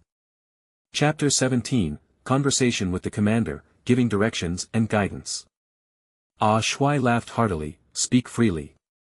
Li Ming continued, "Furthermore, whether Raúl should be pushed up to the very front of the attack or dropped back to the number 9.5 position is a problem that neither the national team nor Real Madrid has solved well. If you make him play as an attacking midfielder, although he can make forward runs, it will be a big problem when he drops back to defend. Li Ming took a few sips of tea and continued his eloquent speech. In addition, the double defensive midfielder tactic is popular in world football now, and everyone pays more attention to defense. All the lines are pressed tighter, so no matter how much the traditional wingers cross the ball, it is not as effective as before. Shuai's eyes lit up. Continue. Li Ming added, winning over Raúl will be very difficult. Relying heavily on Valencia's wingers and central players will repeat the mistakes of 2004. So, you should be clear about that in your heart. Shuai, speak. Li Ming, your tiki-taka tactic will definitely succeed. Abandon mindless sprints on the wings and instead use continuous ball control and short passing combinations to pressure the opponent. On the striker line, you must remove Raúl to open up the entire middle, allowing the faster and more explosive forwards to quickly move forward with more direct passing combinations, supported by the midfield, and ultimately score. Li Ming was startled. How could he have said, taken down Raúl? Looking at the smug expression on Shuai's face, as if he had found a supporter, Li Ming couldn't help but wonder, is the old man putting on an act? But then he thought, this was just a private conversation, it should count. Coach A, the core of possession-based tactics requires extremely high-level ball control and the ability to turn and protect the ball, as well as a world-class passing rhythm and accuracy on the ground in the midfield. Who do you think can fill this role in our team? Li Ming blurted out, Xavi from Barcelona. Shuai stood up and burst into laughter. Li Ming, puzzled, asked, Sir, do you think what I said is wrong? Coach A shook his head, stepped forward and patted Li Ming's shoulder repeatedly, sighing, You don't know, but I mentioned a similar idea when I took over the national team, but the Football Association thought it was a pipe dream. I never thought that the person in this world who shares my philosophy would be a young goalkeeper from Atletico Madrid. Coach A then asked, if it were you, how would you pair up our midfield? Li Ming, no matter how you pair them up, control of the midfield must be given to Xavi. However, there must be someone behind him who can either sweep up the ball or receive back passes and then pass it out to ensure the team's transition between offense and defense. There also needs to be someone in the same position as Xavi who can dribble, pass, and protect the ball to improve the team's attacking efficiency. Aragonés extended a direct invitation, have you ever considered becoming a coach? I have ample resources to get you into the youth academy of any Spanish club as a coach, even if you've just come of age. Li Ming was quite frightened, shaking his head repeatedly and laughing it off, I just want to play football and guard the goal properly. Amari nodded, actually, when Torres recommended you to me for training, I had Atletico Madrid send you your information. Although you were born in the East, you grew up in the Netherlands and already have Dutch citizenship. You've been living in Spain for several years now and will soon have our citizenship. Moreover, you don't have any FIFA match record yet. Have you considered playing for Spain? Li Ming felt a surge of excitement. How wonderful it would be if he could help Spain build a dynasty. But Spain already had Casillas in front and Reina behind, so where was the starting position? Without a position, where were the skill points? Li Ming felt awkward about directly declining, thank you for your kind offer, sir, but I'm not in a rush to choose the national team. Aragonés nodded with a hint of regret, took Li Ming's hand, and said earnestly, such a talented young man is truly rare. You can come and be my sparring partner during the national team's training camps in the future. Li Ming quickly bowed and said, thank you, sir. Chapter 18 concludes the Spanish national team's journey. After leaving Shuai's reception room, Li Ming suddenly heard the system's mature female voice in his mind, congratulations on unlocking and completing the hidden mission, exchanging tactics with world-renowned coaches. Teamwork and determination have each increased by 5 points. Currently, there are 20 world-renowned coaches in this database. The current progress is 1/20. Keep up the good work. Li Ming was first startled, then overjoyed, and then became anxious, shouting, can I add these 10 points to other attributes? System, no, this hidden quest only provides bonuses to specific attributes. Perhaps the skill points from other hidden quests can be freely allocated. Li Ming, then tell me what other hidden missions there are, so I can make the most of them. System, hidden characters cannot be revealed in advance. Please note that the points earned during training are very limited, they will be tallied after this training camp concludes. At this moment, the panel data appeared in front of Li Ming, reaction 20, full, one-on-one 20, full, determination 12, 7 plus 5, decision 8, teamwork 12, 7 plus 5, and other values were still 7. Li Ming thought it was a good thing. High determination and decisiveness were prerequisites for establishing oneself in a top club and entering the world of football. Teamwork would also make his coordination with other players on the field more seamless. Li Ming thought that after talking with the old man for a while, he received 10 points. It was undoubtedly a great gain in his life. For the past few days, Li Ming spent his days at the Spanish national team training camp, diligently performing various slams and saves as a training partner. In the evenings, he accompanied the national team stars to various events, enjoying lavish meals. While called lavish meals, they were surprisingly simple for Li Ming, as the national team's nutritionist followed the stars throughout, lest they become too indulgent. The nutritionist repeatedly emphasized, carbohydrates for energy, protein for muscle building, and vegetables for boosting immunity. He added, if you gain weight while with the national team, we won't be responsible when you return to your club, and so on. Time flies, and on September 7th, after Spain drew 1-1 with Serbia and Montenegro at home, this training camp came to an end. For Spain, having previously drawn with two unremarkable teams, Bosnia and Herzegovina and Lithuania, and failing to capitalize on their home advantage to defeat Serbia and Montenegro, they are now 2 points ahead of Serbia and Montenegro in the European World Cup qualifiers group standings. If Serbia and Montenegro don't make any mistakes, Spain will only be able to compete for a World Cup spot through the playoffs. Li Ming watched the match between Spain and Serbia and Montenegro. He had always liked the Serbia and Montenegro team, but it was quite sad to think that Stankovic, for reasons that cannot be discussed, had played in the World Cup for 3 countries, Yugoslavia, Serbia and Montenegro, and Serbia. His national anthem had also changed from Hey Slavs to Just God. However, the former Yugoslavia's sports are dominant in Europe in various fields. In football, they outperformed Spain. Although it is difficult to predict, it is by no means an upset. On the other hand, although Raúl scored a goal in the game, he completely pushed Torres out of the middle. After Xavi led the midfield to pass the ball to Raúl, he just couldn't get any speed up. Finally, Vicente and Joaquin, the two wingers, played poorly, and everyone was frustrated, feeling like they had the strength but couldn't unleash it. Coach Adelman saw all of this, and reforms to the national team were being carried out subtly. At this moment, the system's mature female voice rang out, during your participation in the national team's sparring sessions, you have accumulated 6 training points. Li Ming couldn't say whether he was happy or disappointed, but considering that he had only managed to train 6 points in the club all summer, and now he could get so many points in one training camp, it was indeed much more efficient in terms of time. Chapter 18 concludes the Spanish national team's journey. This time, Li Ming allocated his skill points separately, deciding to add 3 points to speed. At this moment, the panel data appeared in front of Li Ming, reaction 20, full, one-on-one 20, full, determination 12, decision 11, teamwork 12, speed 10, 7 plus 3, and other values were still 7. Because of the recent intensive training, I was hit by several lob shots because I was too slow, which made me very frustrated. I need to increase my speed to 10 first, so that I can at least move faster. That same night, the national team training camp ended, and everyone went home. Torres drove Li Ming back to the Atletico Madrid dormitory. On the way, Li Ming kept reassuring Torres that even though Spain had been pushed into the playoffs by Serbia and Montenegro, with such a strong squad, qualifying for the World Cup was only a matter of time. Moreover, the playoffs would allow them to sell an extra home game ticket. Torres sighed softly, we'll see. Now that the training camp is over, we need to prepare for the league. We're playing Deportivo La Coruña in the next round. After returning to the dormitory with Torres, Li Ming's roommates surrounded him and asked him to talk about the national team's senior players' techniques.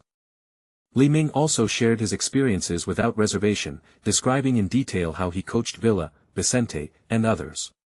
Of course, he embellished the story, mentioning things like catching an opponent's powerful shot with one hand and stunning the entire opposing attacking line with a series of tackles. Gil and Reguilón listened with shining eyes, never expecting that someone from the Atletico Madrid youth team's dormitory could take on the national team's top striker one-on-one.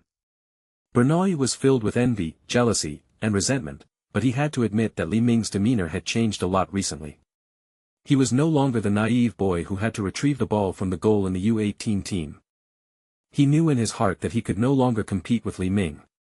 His most realistic goal at the moment was to establish himself in the B team and secure playing time in the new season of the Spanish Segunda División B. This would prevent him from being cut and allow him to be scouted by other teams. However, even with envy and jealousy, Bernal was proud to be roommates with Li Ming.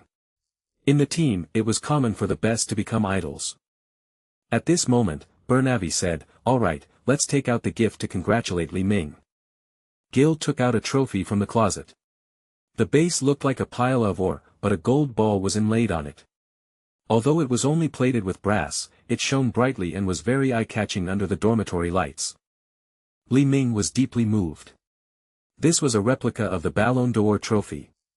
Bernal picked up the trophy and handed it to Li Ming, smiling. "This trophy was commissioned from a workshop by the three of us brothers to congratulate the first person from our dormitory to make it into the first team." Gil and Reguilón also clapped and whistled. Li Ming accepted the trophy. It was heavy.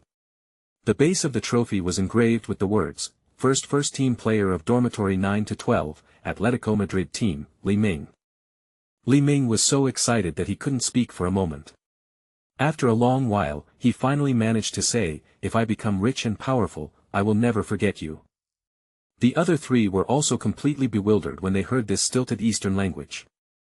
Chapter 19, the away match against Deportivo La Coruña, not like before. A few days later, La Liga resumed, with Atletico Madrid playing away against Deportivo La Coruña in the second round. The match kicked off at 10 p.m., and Li Ming was even feeling drowsy, regretting that he hadn't listened to Ortega's advice to take a good nap in the afternoon. Atletico Madrid used the same 4-4-2 formation as in the previous match, with Li Ming continuing to start. At right back, Molinero replaced Velasco. Goalkeeper, Li Ming. Defenders, Lopez, Pablo, Perea, Molinero. Midfielders, Petrov, Luxem, Maxi, Galletti. Forwards, Torres, Kezman. Deportivo La Coruña's Riazor Stadium isn't large, but the stadium, which can hold over 30,000 spectators, was bustling with enthusiastic fans. When the stadium DJ introduced Deportivo's starting lineup, the entire stadium erupted in cheers. In particular, when the key player, number 21, Juan Valleran, who is often referred to as the Spanish Zidane, was introduced, the fans' voices were deafening as they chanted their favorite. Li Ming stood in front of the goal line, looking listless and yawning one after another. If it weren't for the shouts from the Deportivo La Coruña fans, he would have almost fallen asleep. He jumped and squatted in front of the door, afraid that his body would cool down and he would lose his form. Li Ming glanced at him and realized that Deportivo La Coruña was no longer what it used to be. Although the core of the Super Deportivo era was still there, youth will not come again, and a day will not dawn twice. Deportivo La Coruña deployed the currently popular 4-2-3-1 formation. Goalkeeper, Molina. Defenders, Capdevila, Andre, Colaccini, Scaloni. Defensive midfielders, Duscher, Sergio. Forwards, Muniz, Valleran, Victor. Center forward, Tristan. The referee blew his whistle, and the match began. Atletico Madrid, however, took the initiative from the start, repeatedly pressuring Deportivo. Within the first 5 minutes, Li Ming did nothing in the penalty area, while even Pablo and Perea pushed up to the center circle. However, Deportivo's defense was quite solid. At that moment, Maxi sent a through ball to Torres, and Little Lion, Colaccini rushed to clear the ball, launching a long ball towards the center circle. Although Valleran is not as good as before, his skills are still formidable. He chested the ball down against Luzin with his back to him and, before the ball even hit the ground, launched a long pass. At this moment, Li Ming was near the penalty area. When he saw Bellerin's volley, he realized that it was not a long pass at all, but a lob shot towards his goal. Li Ming's heart tightened, and he quickly ran towards the goal. His jumping value was still too low. If he didn't move more towards the goal, he might end up on the list of the top 5 goals of the year. However, Valérón had already spotted Li Ming positioned quite far forward in his own half, and now was the perfect time to intervene. This shot, a full 70 meters from the Atletico Madrid goal, followed a beautiful arc, like a rainbow piercing the sun, a precise and accurate strike. Fortunately, Li Ming reacted extremely quickly. As the ball headed towards the goal, Li Ming used both fists to push the ball over the crossbar. The home fans expressed their disappointment, but then gave Valérón a warm round of applause. Deportivo managed to catch their breath thanks to Valérón's lob shot. Corner kick. Valérón took the inward spinning corner, Tristan jumped to head it, but he was no match for Pablo. Pablo headed the ball directly to Lopez in mid-air. The latter surged down the left flank and reached the side of Deportivo La Coruña's penalty area. Scaloni, who had tracked back, made a tackle, but Lopez simply passed the ball outwards and was tackled hard to the ground. The referee blew his whistle, Scaloni received a yellow card, and Atletico Madrid were awarded a free kick on the left side of the penalty area. Atletico Madrid coach Bianchi was demonstrating his tactics on the sidelines, constantly shouting at the two central defenders, "Push up. Go for the far post." Chapter 19, Away match against Deportivo La Coruña, not like before. Petrov takes the free kick, and Pablo and Perea both jump to head the ball. Deportivo's André and Kalanic are busy marking Atletico Madrid's high point. But then a flash of light appears in the penalty area, Torres presses down on Duschel, and before the ball reaches the far post, he powerfully heads it into the goal. Torres jumped so high that Duschel was pinned down by him as if Mount Tai were pressing down on him. Torres' header was fast and flat, leaving Deportivo's veteran goalkeeper Molina unable to react and watching the ball go into the net. Atletico Madrid lead 1-0 away from home. The Atletico Madrid players huddled together, and Li Ming shouted, "Torres is truly exceptional. He's so reliable." Deportivo La Coruña's head coach, Caparros, looked grim. He called Valérón to the sidelines and gave him a few instructions, seemingly outlining some tactical plans for the game. After the restart, Muniz and Victor, who were originally on the Deportivo's wingback line, moved to a more central position, while the two fullbacks, Capdevila and Scaloni, moved up to a higher position. However, Scaloni of Deportivo La Coruña started to match up against Lopez. After several attempts to break through, he did not gain any significant advantage. The two mostly battled on the sidelines, but there were few substantial breakthroughs. On the other hand, Capdevila repeatedly coached Atletico Madrid's young right-back Molinero, and suddenly became very effective. However, after crossing the ball, Tristan, who was at the forefront, was well controlled by Pablo and posed almost no threat to Li Ming's goal. Those on and off the field can see it clearly, Tristan has deteriorated too quickly. He used to be the top domestic scorer during the Deportivo La Coruña era, but now it's questionable whether he can even be a starter in La Liga. Pablo regained control of the first ball in front of Christian and then passed it to defensive midfielder Lucen. However, Valérón was unwilling to admit defeat. Taking advantage of Lucen's observation, he cleverly tackled and intercepted the ball. He then carried Lucen all the way to the Atletico Madrid penalty area, where Tristan came out to receive the ball and, with his back to Pablo, intercepted Valérón's pass. With another flick, the ball returned to the feet of the onrushing Valérón. A 1-2 pass allowed Valérón to leave Pablo and Lucen behind. Perea rushed back from the right and made a diagonal pass. Valérón flicked the ball slightly upward to avoid the defense and now faced Li Ming directly. Now that Li Ming had a speed of 10, he wasn't so nervous. He rushed forward to block Li Ming's shot. Valérón adjusted his pace and was just about to shoot with the inside of his foot into the far corner when he saw that Li Ming's center of gravity had shifted in the direction he wanted to shoot.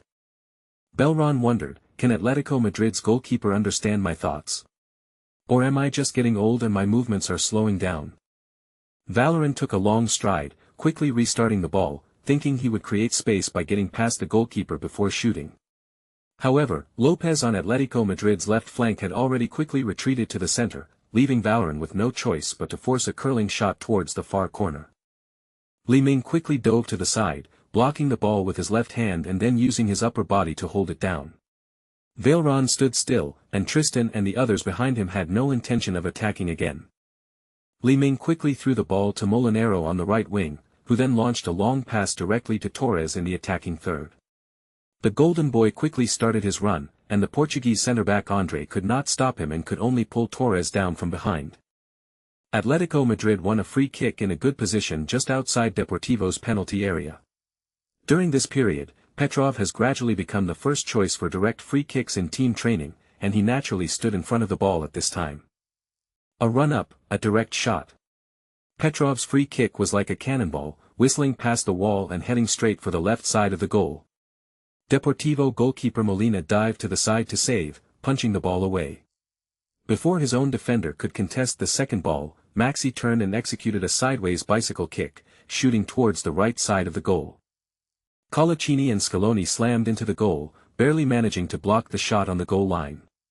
Just as Colaccini was about to clear the ball with a powerful kick, a flash of light appeared in front of the goal, and Torres slammed the ball into the net.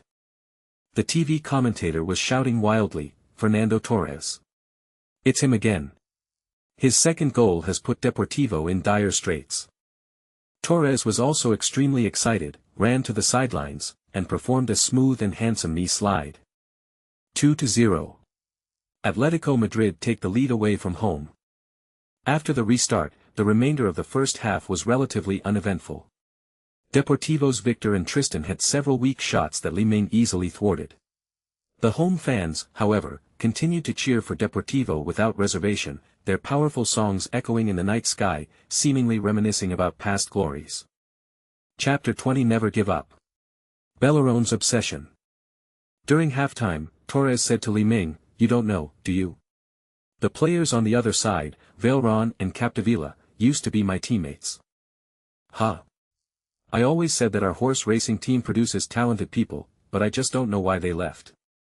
Torres smiled and said, "Back then, I was a rookie, training with the first team.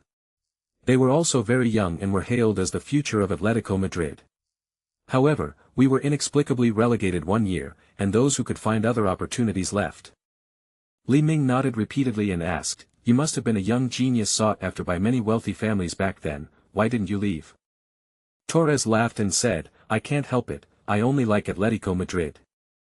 Upon hearing this, Li Ming got goosebumps all over.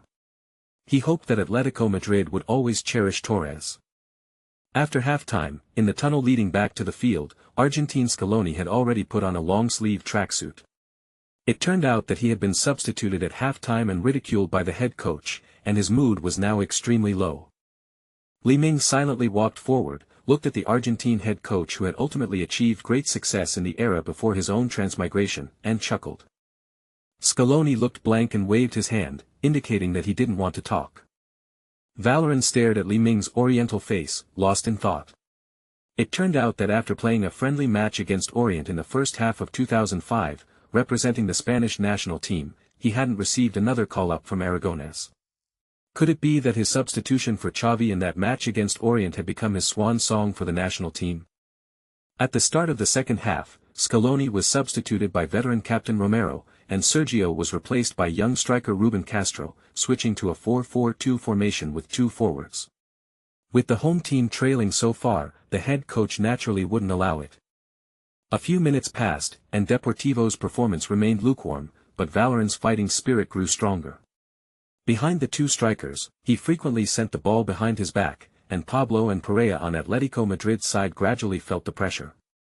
10 minutes into the second half, Valerian started dribbling from midfield again and made a through pass.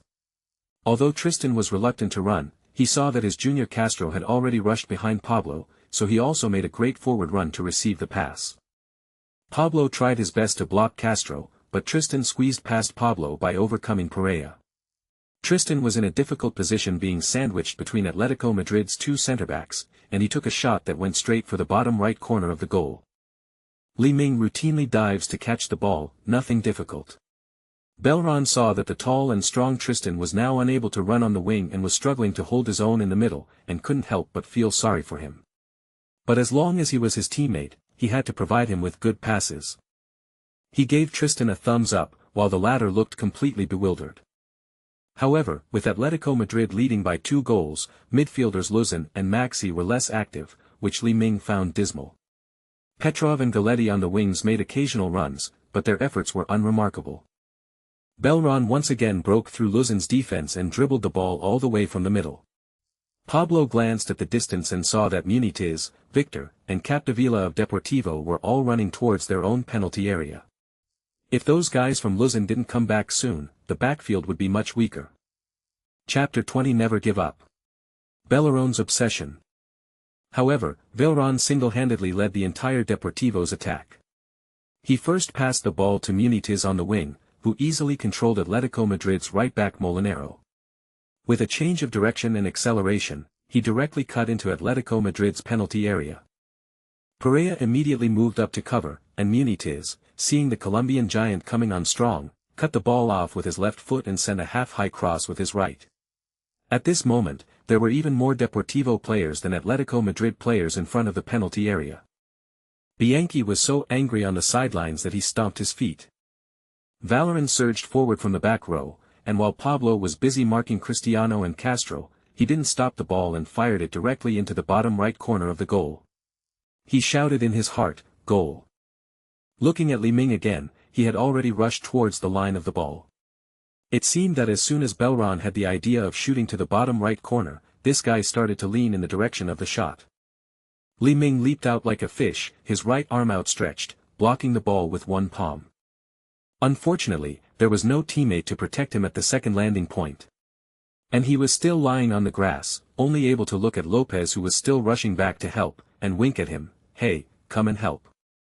Belleron, however, was one step ahead, arriving in a flash to block Lopez's path and unleashing a follow-up shot that was both a flick and a tap.